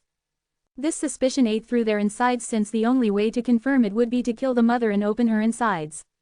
Now that it was taken care of, they could only relish in the fact that they had been right. Unfortunately, Zen still had the final say in the distribution of the crystals. Only around several hundred golden red crystals were in the body. He quickly dashed everyone's hopes by slicing the air and putting those special, golden red crystals into his own space ring. Crack, he sliced the air a second time, making a bigger cut on the body. Once again, a strange force emanated from the newly made cut. Pop, pop, pop, pop, over 10 circles of light suddenly shot out of the depths and suspended themselves in the air. Everyone's attention was immediately onto these circles of light. Fuxi and Mount were both transfixed by these orbs as if they recognized them or something. What are these circles of light? Zen asked, flying up and touching one. At that exact moment, a figure suddenly began its approach from the edge of the icy snow province. It was huge, standing hundreds of thousands of feet tall. It forcefully expanded the space crack to accommodate its size, the earth shaking as it forced its way in. Splash! When it finally got its body through the space crack, the creature flashed and began to rush towards the chaotic source world. It didn't care about the restrictions of the chaotic source world and ran towards it head-on. Suddenly, the colossal figure appeared above everyone's head. As a shocking presence, it emitted an unparalleled malicious aura. Members of various great forces stiffened in fear when they saw it, their souls trembling violently at the sight of a colossus that came out of nowhere. This creature unfurled a pair of dark wings wherein blood-colored lightning flowed. Its head was huge, inlaid with a solitary eye that was also surrounded by electricity. It was a colossal, single-eyed bat bathed by the energy of thunder and lightning. What kind of monster was this thing? The crowd was rendered speechless from terror, unable to think, let alone cry for help. Even Mount, ever so calm and steady, was reduced to a pale, sputtering man in the face of such a terrifying monster. The leaders at the gate of the chaotic source world could only look on with horror. Dang it, I completely forgot about this monster. Fuxi cursed under his breath as he looked at this colossus. He had stood on top of the snowy mountain all this time because of two things. 1, he needed to prevent the black ship from making trouble, and 2, he needed to watch over this monster. However, he was way too preoccupied with saving Yan when he entered the chaotic source world that it completely slipped his mind. Splash! The one-eyed bat monster swung at Zen with unbelievably fast reflexes. Given its size, one would think it would be slow and sluggish, but that wasn't the case at all. Unable to dodge, Zen took on the full force of the bat's paw and his entire crystal body shattered. It grabbed at the circles of light and flapped its wings, thunder and lightning flashing as it prepared to fly away. Buzz! Before it could leave, a black and white pattern of 8 diagrams appeared above the bat. Fuxi had thrown his punch and was not going to let this monster go. Bang! Huge fragments exploded from the space and the bat took the blow hard. Its colossal body rolled over dozens of circles before landing directly outside the ring-shaped mountain range. The sudden attack flustered the monster and caught it off guard. Nonetheless, the bat was fine. Hand the things over, Fuxi roared, his voice cutting through the air like thunder.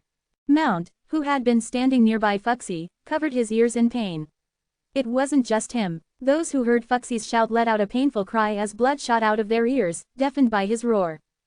Fuxi jumped, his body expanding and also becoming incomparably huge.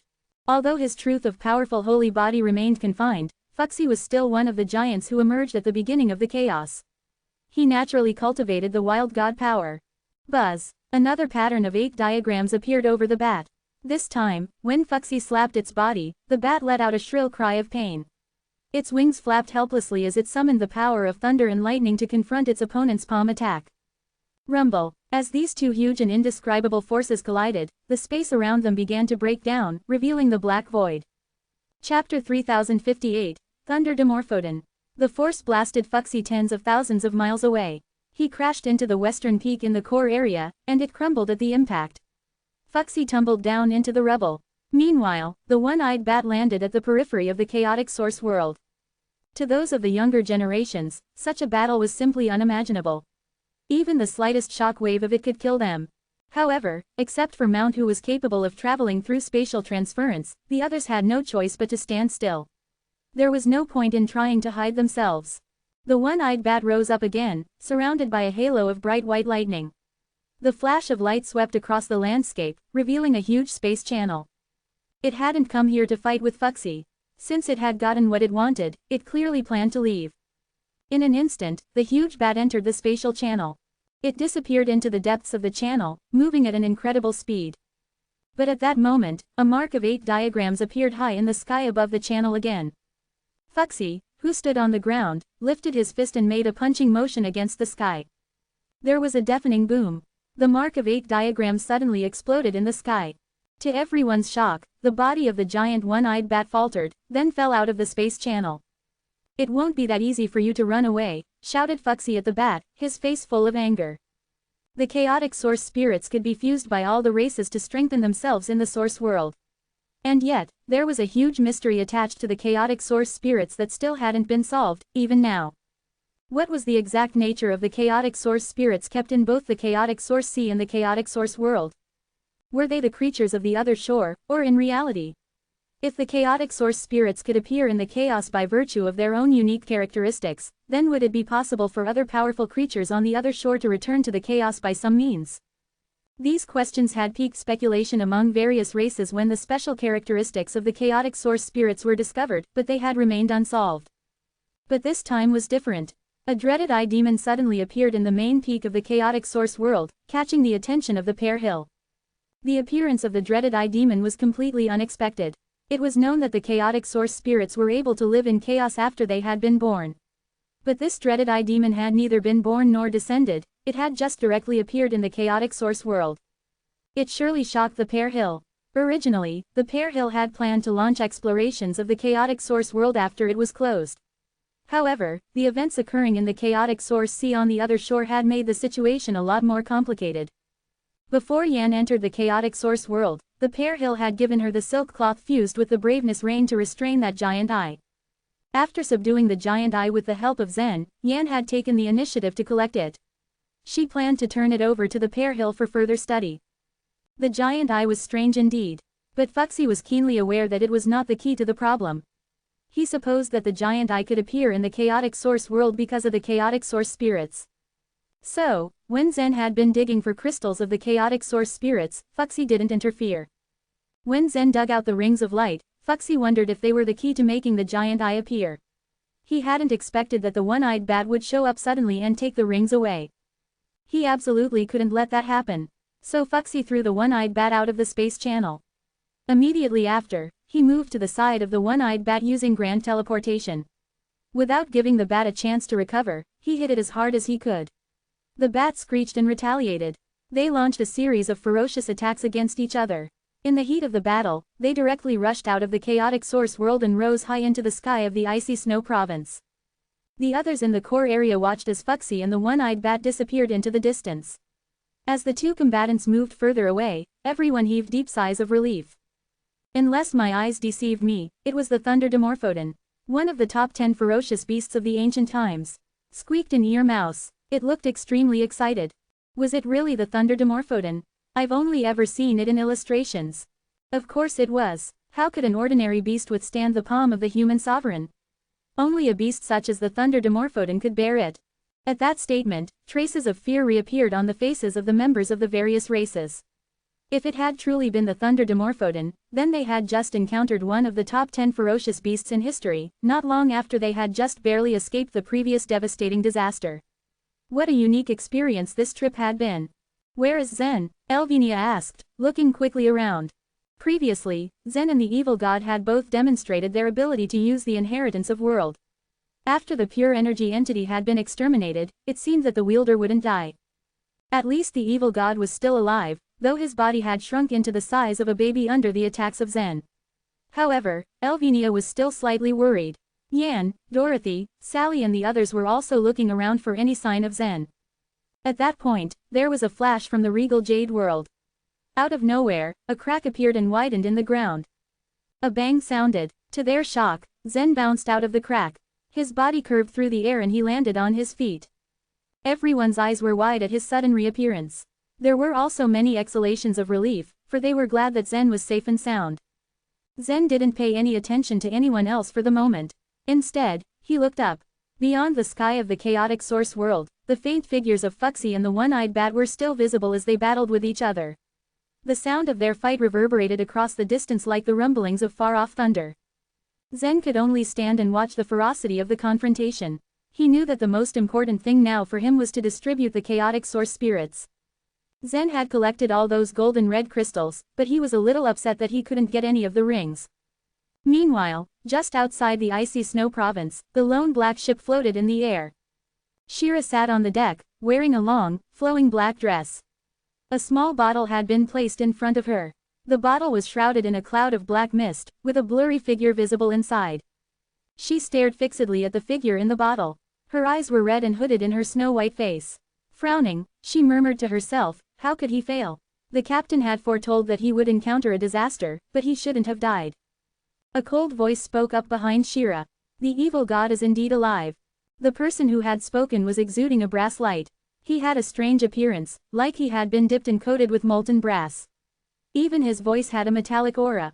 He lost and was collected by his former master. How is that any different from death? Shira snapped furiously. If not for her fear of Fuxi, she would have entered the icy snow province herself, to force Zen to hand the evil god over. That brass man shook his head. The captain said that Zen and the evil god might be the same person. Shira rolled her eyes. Yes, of course, the creatures born in the inner world surely belong to the owner of that world. But after they leave the inner world, they will separate.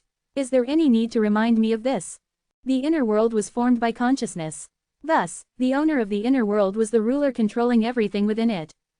No, you misunderstood it, said the man, shaking his head. Do you still remember Usman? As soon as the name Usman was mentioned, Shira's face went blank, but her eyes darkened. It had all happened a very long time ago. Why was the brass man bringing him up now? Chapter 3059, The Incarnation of the Evil Will.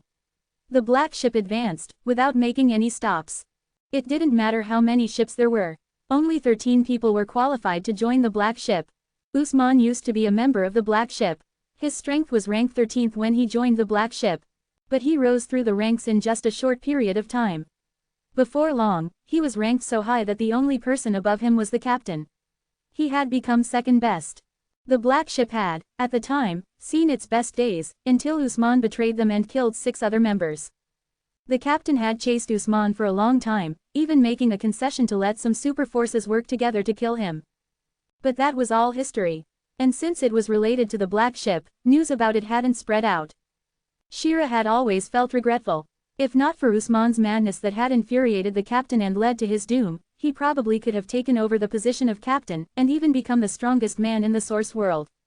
Once Usman had been executed, Shira and the others realized that his birth wasn't a coincidence. He was the embodiment of the resentment and hatred of the entire source world. And because of this aura that he exuded, he was suitable to join the black ship. In addition to his astonishing talent and luck, he was also destructive. Chances were high that he would do something harmful to the black ship. You mean the evil god is also the embodiment of the resentment in a world? Shira asked, surprised. In retrospect, there were many similarities between the evil god and Usman. Their expressions, aura, style, and even madness were the same. But the evil god was at a level lower than Usman. On second thought, Shira added, but he's from the inner world of a man called Zen, not the source world. This alone was enough to deny the captain's conjecture. The brass man smiled and said, what if Zen's inner world is a primitive land? Shira trembled, her red eyes wide. Is that even possible?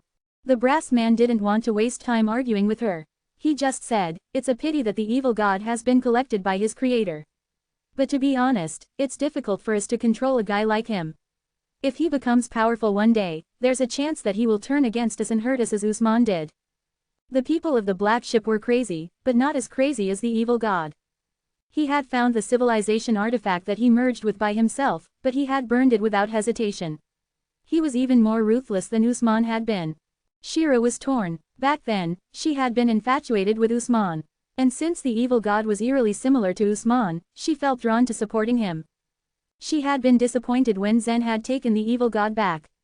She hesitated before saying, "Shall we investigate Zen?" The black ship didn't hate Zen. But now that the evil god was taken back, it seemed to be a good choice to target him. He is a disciple of the Oneness Sky Palace, and it's not wise to offend Eastern Emperor Tai. End of story. Maybe the captain has his own plan. By the way, the rings that were taken away by the Thunder Dimorphodon are connected to the other shore. Should we take action now?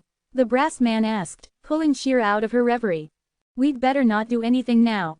We can intercept the Thunder Dimorphodon once it escapes smoothly, she said, shaking herself out of her thoughts. What if Fuxi doesn't let it go? The brass man asked. Then give up, Shira said resolutely, her red eyes flashing.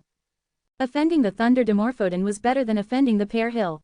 Zen and the evil god, along with Fuxi and the Thunder Dimorphodon, had destroyed the core area, leaving only 1/3 of the magic arrays intact. Once the disciples of the Oneness Sky Palace, members of the Pear Hill, and the 9 Li people had gotten enough crystals of the chaotic source spirits, they had entered the arrays with satisfaction and began to merge with the crystals. Brother, let me do it first, said Sally with a smile. A magic array could accommodate a lot of people, but only one person was allowed to merge with the crystals of chaotic source spirits at a time. The 9 Li people like Sally and Hutton were satisfied. Even though their journey to the chaotic source world had been extremely dangerous and they had almost died several times, they had still obtained what they had dreamed of in a very simple manner. This was the best that the remaining members of the 9 Li race could have hoped for. Hutton was thinking much more than Sally was.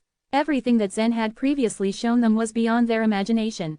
Hutton, on seeing the battle between Zen and the evil god, could no longer tell just how strong Zen actually was. What would his grandpa think if he knew this? Sally, on the other hand, wasn't thinking about that. She sat down cross-legged and put all the crystals of the chaotic source spirits into her inner world. There were many ways to absorb the crystals of the chaotic source spirits. After swallowing them, one could force them into their limbs and internal organs. Or they could absorb them into the inner world, and then let them slip down the meridians. The bloodiest way was to press the crystals into the body, one by one. Pressing 200 crystals into one's body would obviously create a bloody mess. Even though Sally had chosen the easiest way, the crystals that were the size of a little finger would still cause huge damage when they moved through her meridians while causing her immense pain. Her face scrunched in pain as she endured the process. It was not until all the crystals of chaotic source spirits were equally spaced that Sally activated the magic array. She was almost immediately surrounded by light. The arrays in the chaotic source world could catalyze the crystals of the chaotic source spirits and completely merge them with the body. The fusion was permanent. The catalyzed crystals had become a part of the body, different from the mother of the chaotic source spirits and the queen ant that Zen had met. Therefore, even if a cultivator at the chaotic source realm was killed, no one could take the crystals of chaotic source spirits out from their body. Sally's frown began to relax under the effect of the magical array. The crystals that had been planted in her body softened gradually and turned into soybean-sized light spots in her limbs and bones, becoming a part of her body. Sally had previously been able to only draw her other shore power to the iridescent stone. The power of the iridescent stone could reach over 1,000 divine megatons when it fully erupted, but she had been unable to draw such a large amount of power to her body.